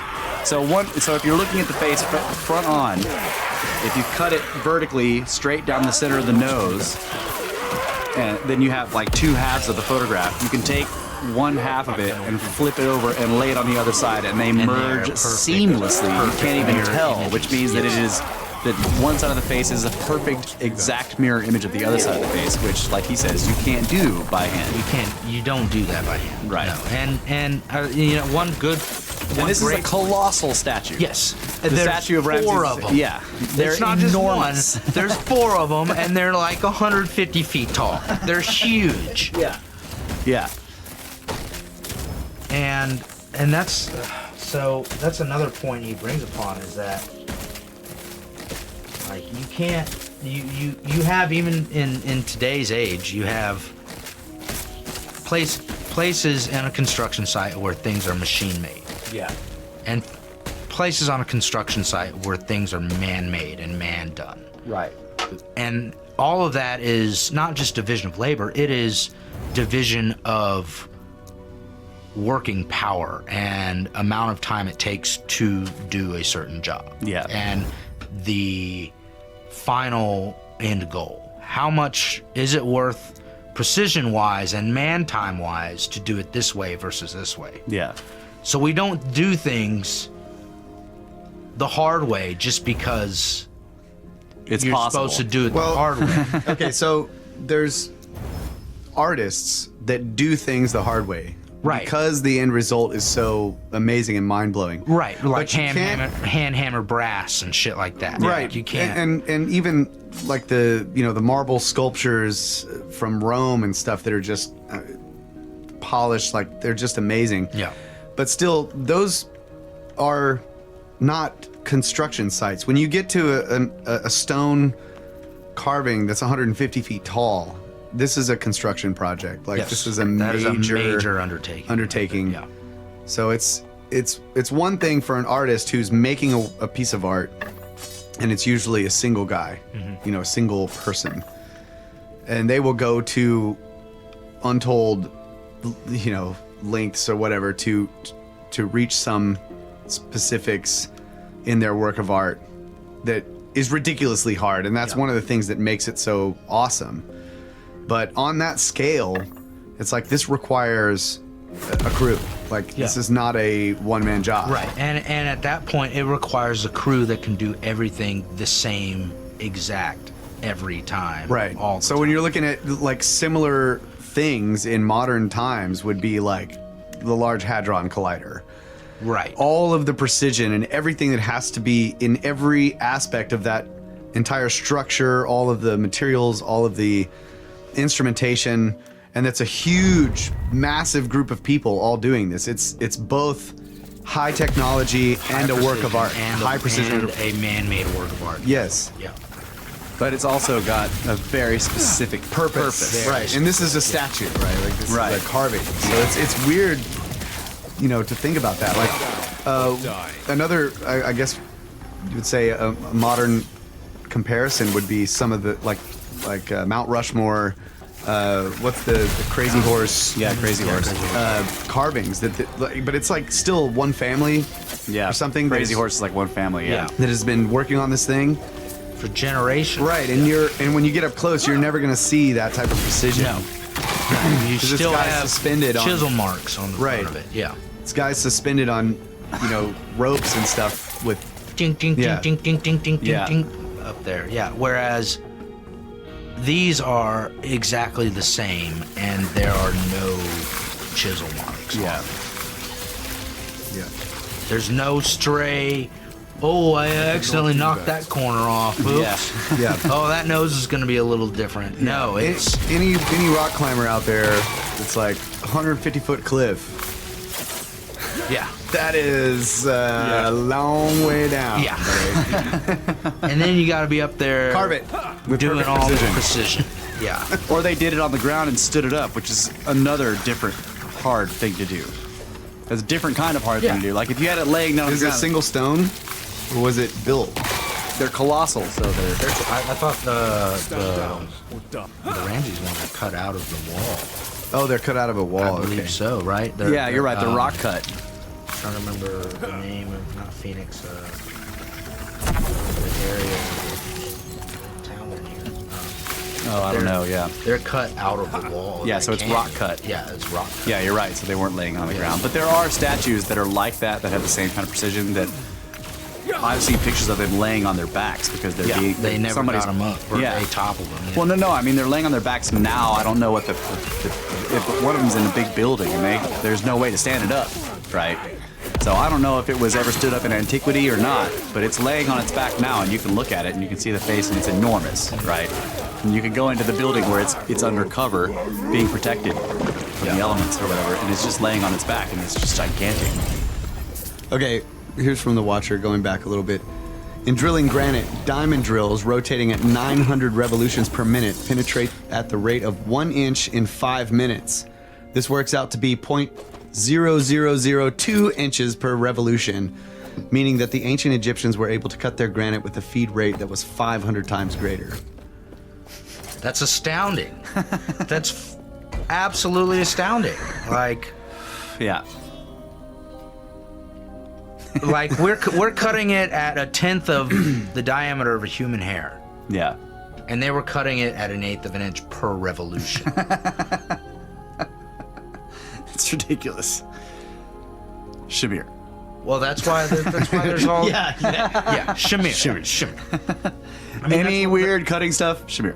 I mean, at the same time, that kind of feed rate explains the stray cut marks. Yes. You don't have stray cut marks unless it's easy to cut. Right. And some of the cutting, what would you call them?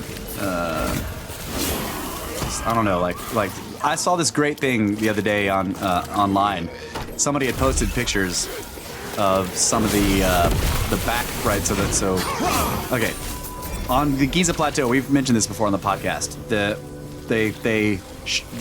Some of the plateau was. Oh, okay. Do we need to take a break? Yeah, we need to take a break. I'll come back to this. What? I was trying to give you the silent signal so you could finish your thought. No, middle of a thought. Yeah, it never works. I hold up the hourglass and he's like, just let's take a break. All right, folks. Snakes. You know the ropes.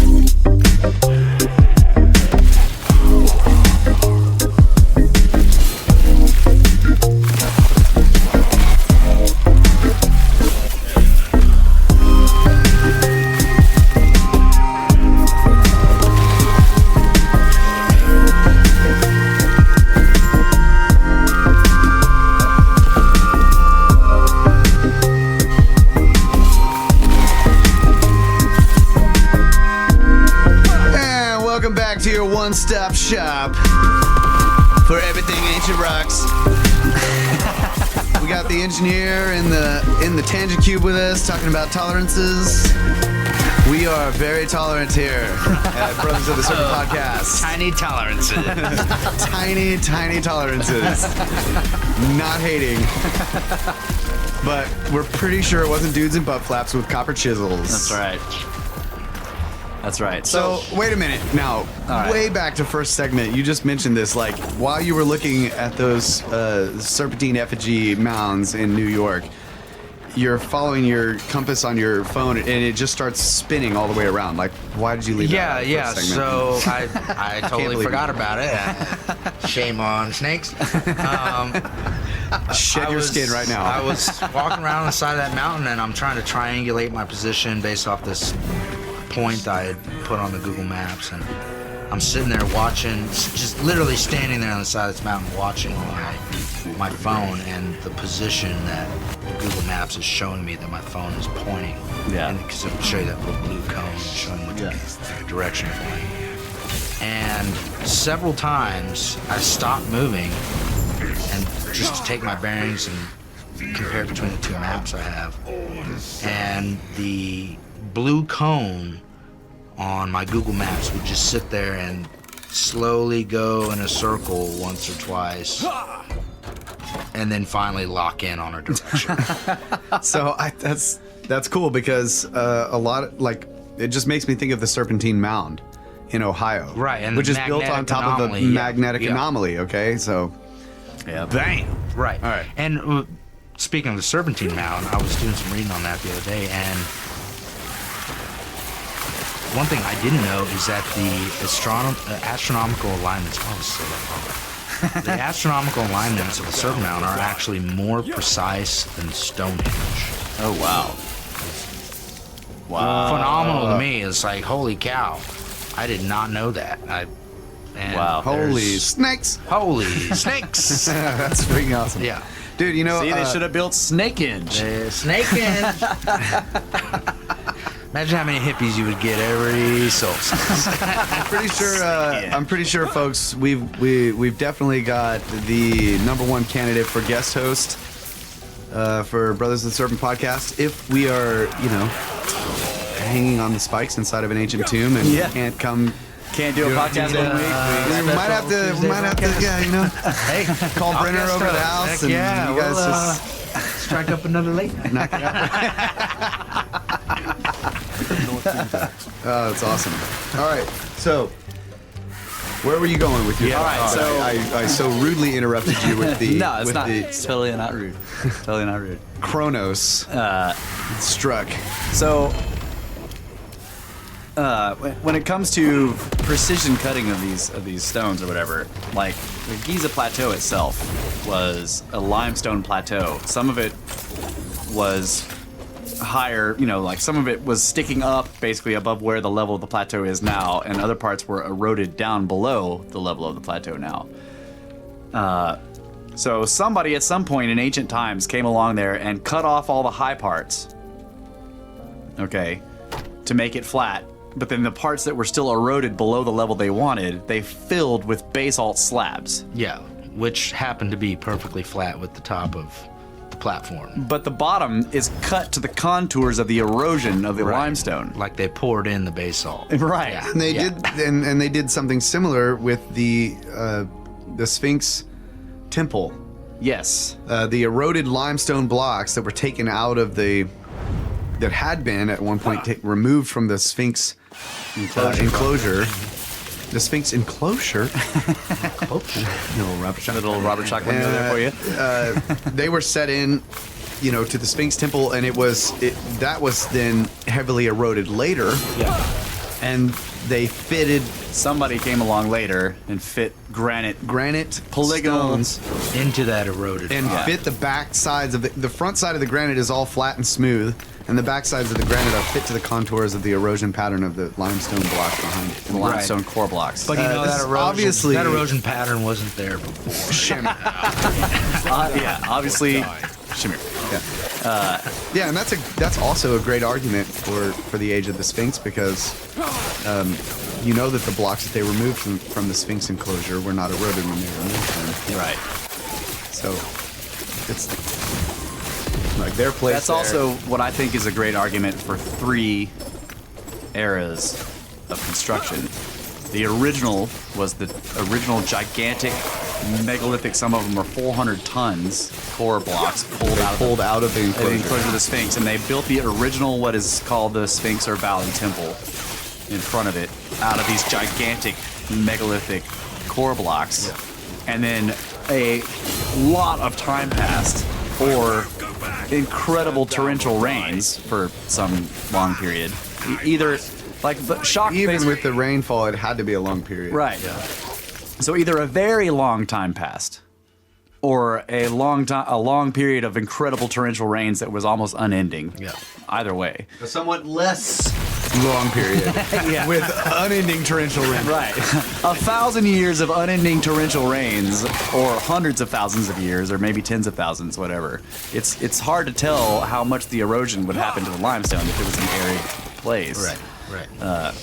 So you would need some kind of rainfall. Anyway, all this time passes after the initial construction of that core temple, and then somebody later comes along with still anomalous, but not as anomalous, or maybe anomalous in other ways, abilities to construct things, and builds a sheathing for the Valley Temple in granite.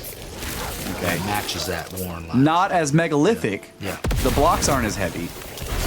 But the difficulty in that is what they did with the stone, and that it was granite instead of limestone. Right. And then the next period of building is what I think was the dynastic Egyptians, much later. What we classify. Right. The dynastic Egyptians, and so in South America and Peru. And still amazing. Yes, fantastic for the dynastic Egyptians, but I think they learned from these structures that were on this plateau. So, in my opinion, the plateau of Giza was cut flat out of pure limestone. There was no eroded part when they first cut it flat. The eroded part was sheathed later. That eroded part that was covered in the basalt was done by the people who sheathed the Sphinx temple, right? So the same torrential rains or whatever it was that eroded the Sphinx core blocks for the Valley Temple is what also caused that massive eroded, those huge eroded parts of the what was originally a flat, smooth limestone plateau. I would also say there's an argument for the longer period of time with less torrential rainfall. I would agree. Because in that depression of the Sphinx enclosure, if you had enough torrential rainfall, it's going to fill up, and therefore you have no more erosion. Yeah. You have sediment taking place. Because once it's a pool, then you've got, calcification or whatever on the surfaces of the stones. So if it was just constant torrential rainfall, that thing would have never drained. Right. And you would have never had the erosion. So to me, it's you have to have little enough rain to where it's not filling up and it's constantly running down the sides. Yeah. Which extends the period of time it must take. Well, the show observer saying, floods on floods on floods. Yeah. Where you have periods of extreme wetness and then dryness, and where they can go and patch stuff up, and then extreme periods of wetness again. Yeah. Cut limestone out and wash all the stuff. He's also suggesting that the second period of construction shows advancement because they built it out of granite, which won't erode like the limestone did. But that, to me, I also think maybe that the people who built the initial thing did not know that there was going to be. They didn't know that there was going to be this. Like, basically, I think that a lot of that erosion was caused by cataclysms. Pre-Diluvian. Yes. Like large impacts that caused huge amounts of. The people that constructed it were Antediluvian. Antediluvian. I'm sorry. Yeah. They were antediluvian. Gotta get my snake terms right. Well, I mean, and you look at the plateau itself, and the plateau itself is a feat of engineering. Yes. It is, show observer, correct me if I'm wrong, but I believe it's level within a quarter an inch. Yes, all the way across. And it's all the way across, which is hundreds of acres. Yeah. Many square miles. Yes. You're absolutely massive. It's leveled to a mass. flat. It's leveled, like they went up there and cut it flat to within a quarter of an inch all the way across it in any direction you care to measure. Is there a... I was going to say... And then whoever put the basalt on there... No curvature? Match that. Match that. I don't know that. That's an interesting question. It doesn't match the curvature of the Earth in any way. You know what I'm saying? Come on, guys. Is it perfectly flat? We can get into The world's flat, guys. Oh, yeah, that's right. Easy dub. It's flatter. It's flat Earth. There's no curve. That's right. Except what we put into it. Yeah. Putting a curve on the plateau would have been fake news. Because the Earth isn't curved. Oh, where's my fake news button? Anyway, I thought it was hilarious that somebody had taken, like, there are places now where you can sort of, because for whatever reason, some of the basalt slabs have been, they were lost or they were pulled out of the, so there are places where you can sort of drop down into the eroded part of the plateau and get pictures of where the contours match. Yeah.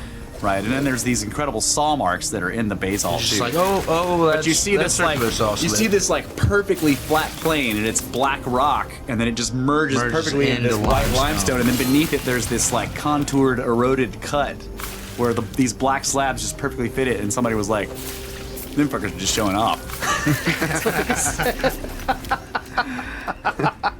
And it's kind of like, so what I was getting at was that it seems like it was easy. Well, yeah. I mean, you look at construction today. Unless there is an absolute reason for doing it the difficult way, we don't do it. We do it the easiest way to fit the function. To fit the function of whatever it is. Right. So form follows function.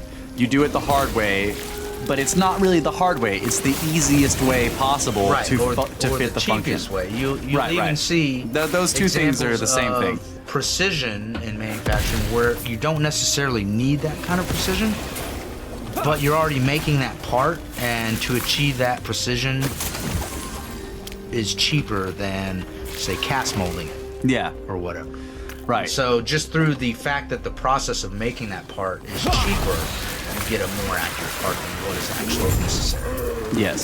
So there's the economics of all that driven into it. In other as words, well. it's easier. It's easier, Yeah. financially Cheaper- as well. cheaper or easier are kind of the easier. same. Exactly. Yeah. At the end of the day. Yeah, at the end of the day, they're the same thing. Yeah. Because money is a value of difficulty in some ways. Exactly. Yeah. Yeah. So, like, that's the idea. And you get this. So, like, let's go, like, we got the last segment here. Let's talk about the Baalbek Impossiblocks. Because, you know, so, like, talking about The big boys. the big boys. Talk about something that is incredibly difficult to understand in terms of why did they do it this way? Yep. Are those blocks like the only answer anyone's ever been able to come up with is because it was easy for them.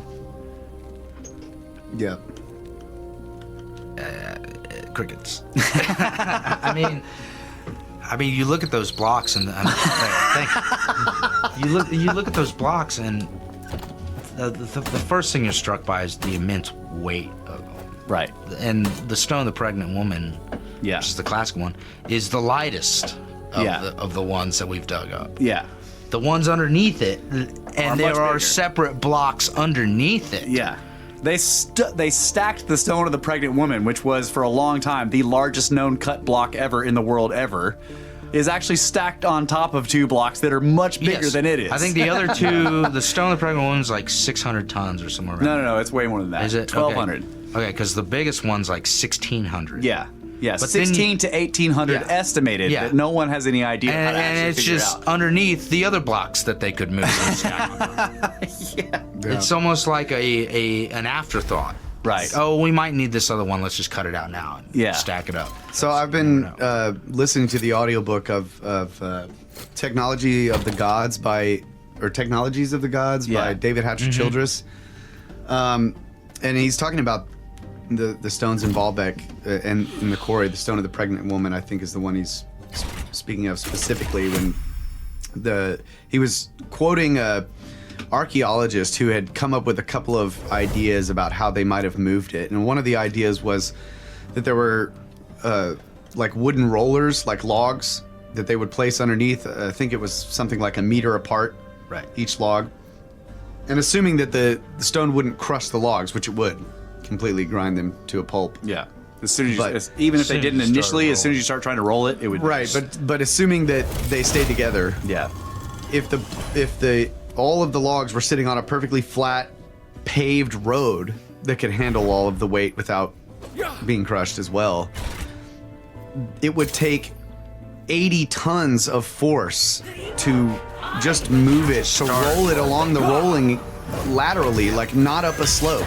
Now there's like a mountain range between where the quarry is and where the actual Yeah, site of there Baalbek is is, no where road. the With no Trillathon- paved road. No paved road. road. No road at all. But even if there had been a road that is completely eroded,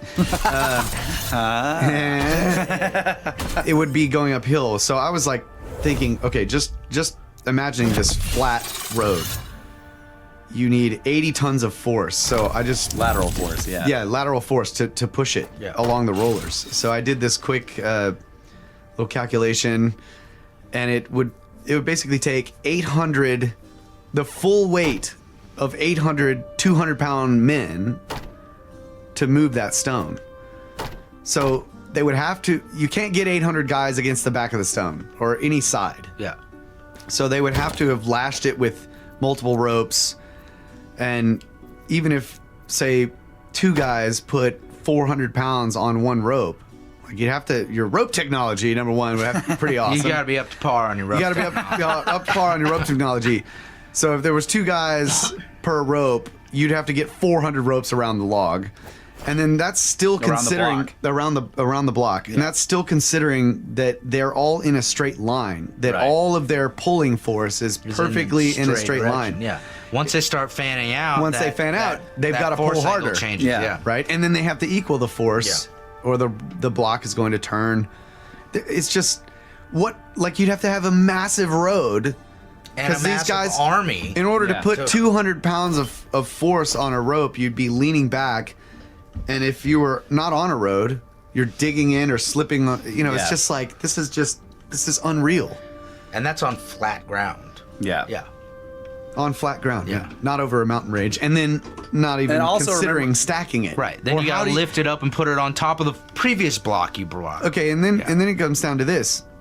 How do you get the end on the first roller? Yeah. You have to lift the You stone. have to pick it up to put it on the first Well, one. I'm And a sculptor up here and say, and I just sculptor pivot. myself, sculptor. But I was gonna say you dig underneath and put the. And then log what are they underneath. rolling on? Then you got to roll Exactly. it up. But then the surface underneath isn't structurally strong enough to hold anything. Or if Right. it is, you've got to roll that block up out of that hole you did. right. Or dig out the hole. But then the block falls down. But then the block falls down. Yeah. you dig No, it's- tunnels under the block. Well, first you have to dig completely under the block, right? Like you just completely dig out under the block totally, so that the block's levitating.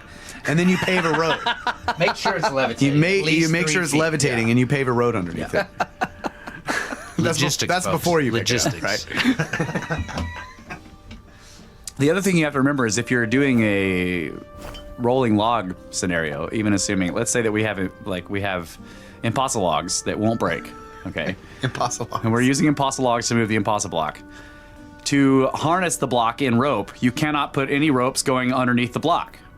They all have to go They all around have the to go sides. around it all the way around. You And cannot. it's only like 10 or 13 feet tall, or Yeah, well, they're huge. I mean, I think it's 16 to 19 feet tall. okay.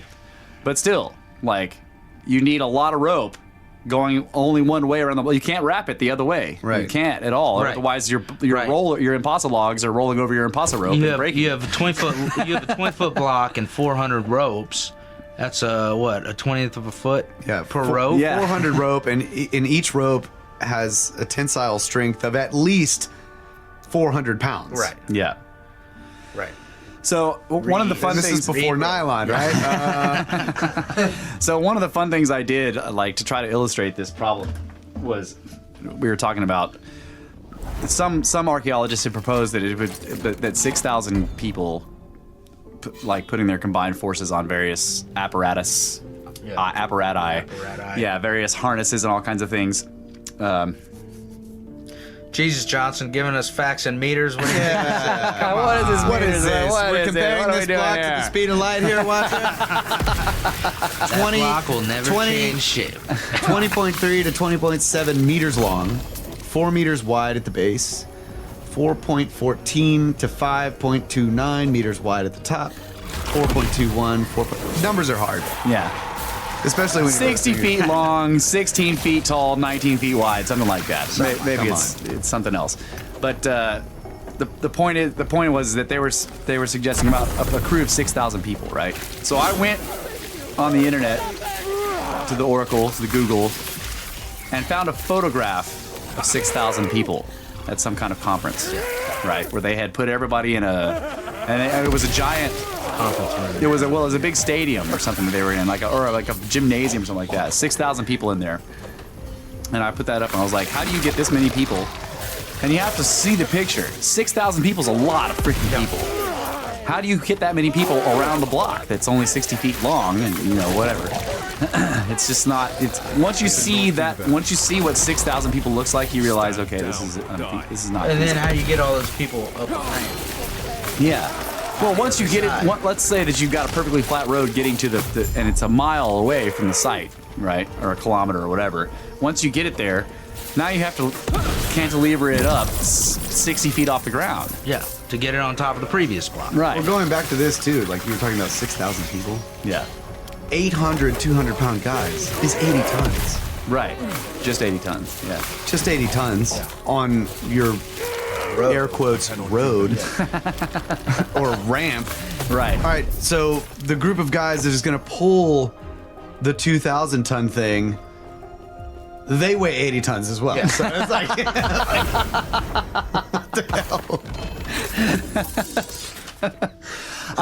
I was thinking about this one day when I was driving home from work or something like that, and I was like, I like the whole like, you know, what is that in family sedans? Yeah. The family people are sedan. always comparing giant blocks to like that's like 400 family sedans or right or whatever. That's my shtick. Right. How many families? What is that in family sedans, right? What is that in T-Rexes, as you guys said in late night? Yeah, that's a good one. How many T-Rex? How many T-Rexes is one Impossiblocks at Baalbek? But I was thinking about Walmart parking lots, right? What is the average capacity of a Walmart parking lot? Right. And I never went and figured this out, but it would be great to so like it would take 3.5. It's like that block weighs the same as 3.5 Walmart parking lots full of cars. Oh my god. Plus the parking lot itself. And I need to go figure that out and give you guys the weight of the Baalbek blocks in Walmart parking Well, and then lot you got to do the math. How many family sedans does it take to move that block? Oh, that's a good one. Yeah. No, here's another thing, Russ. You did statics in college. Yeah.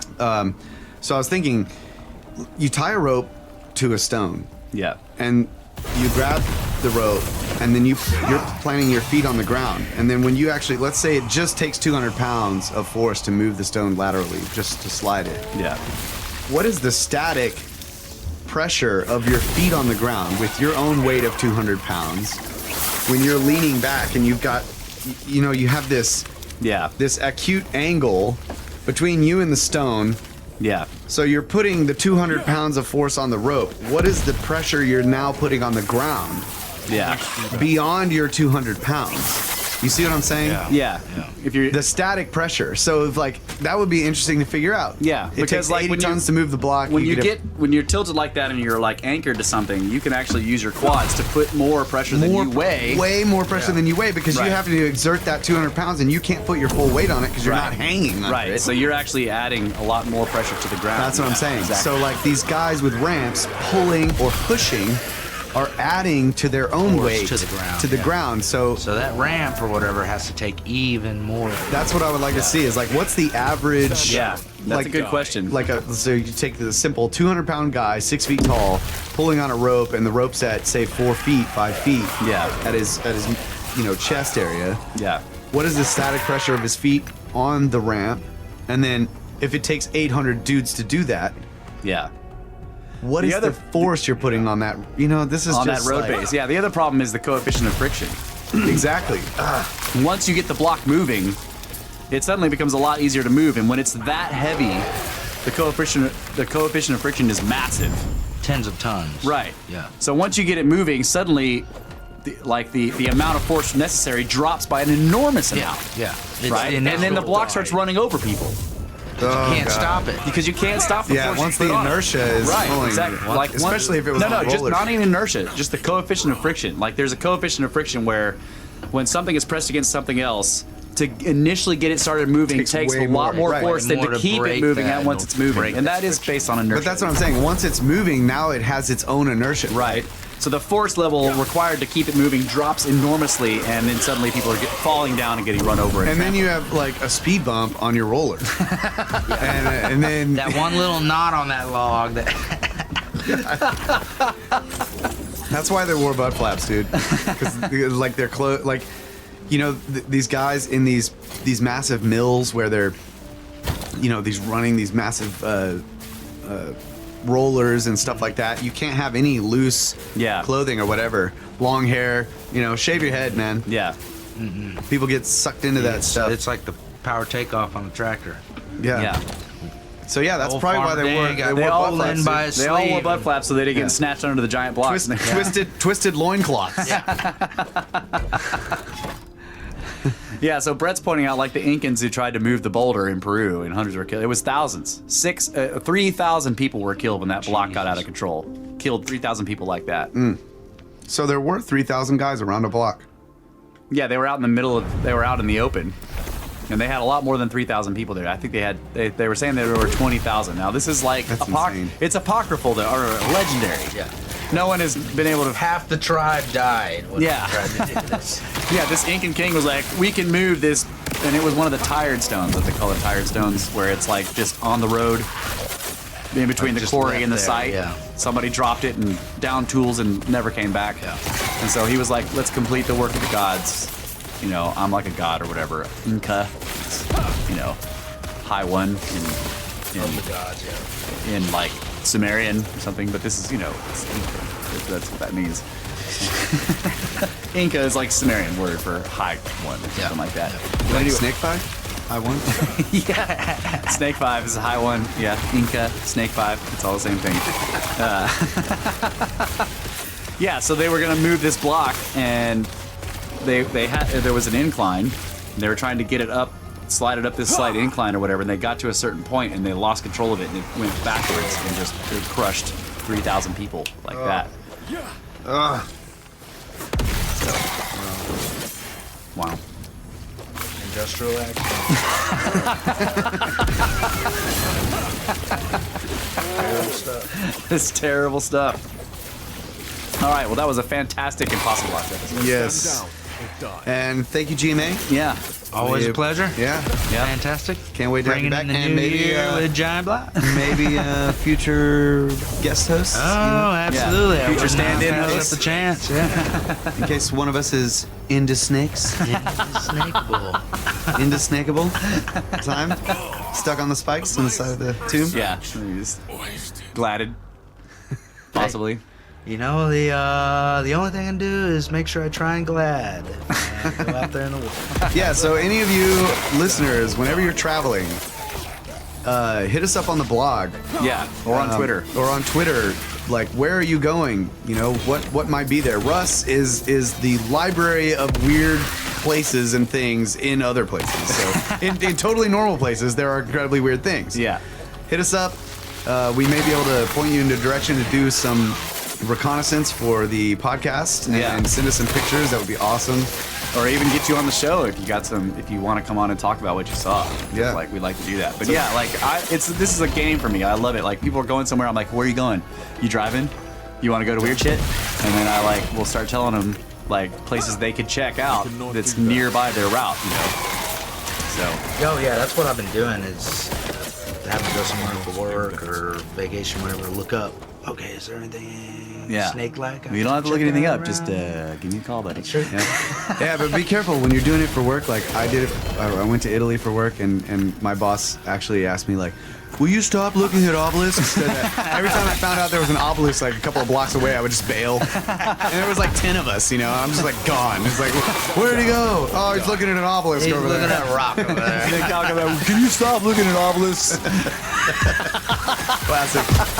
Sorry, man.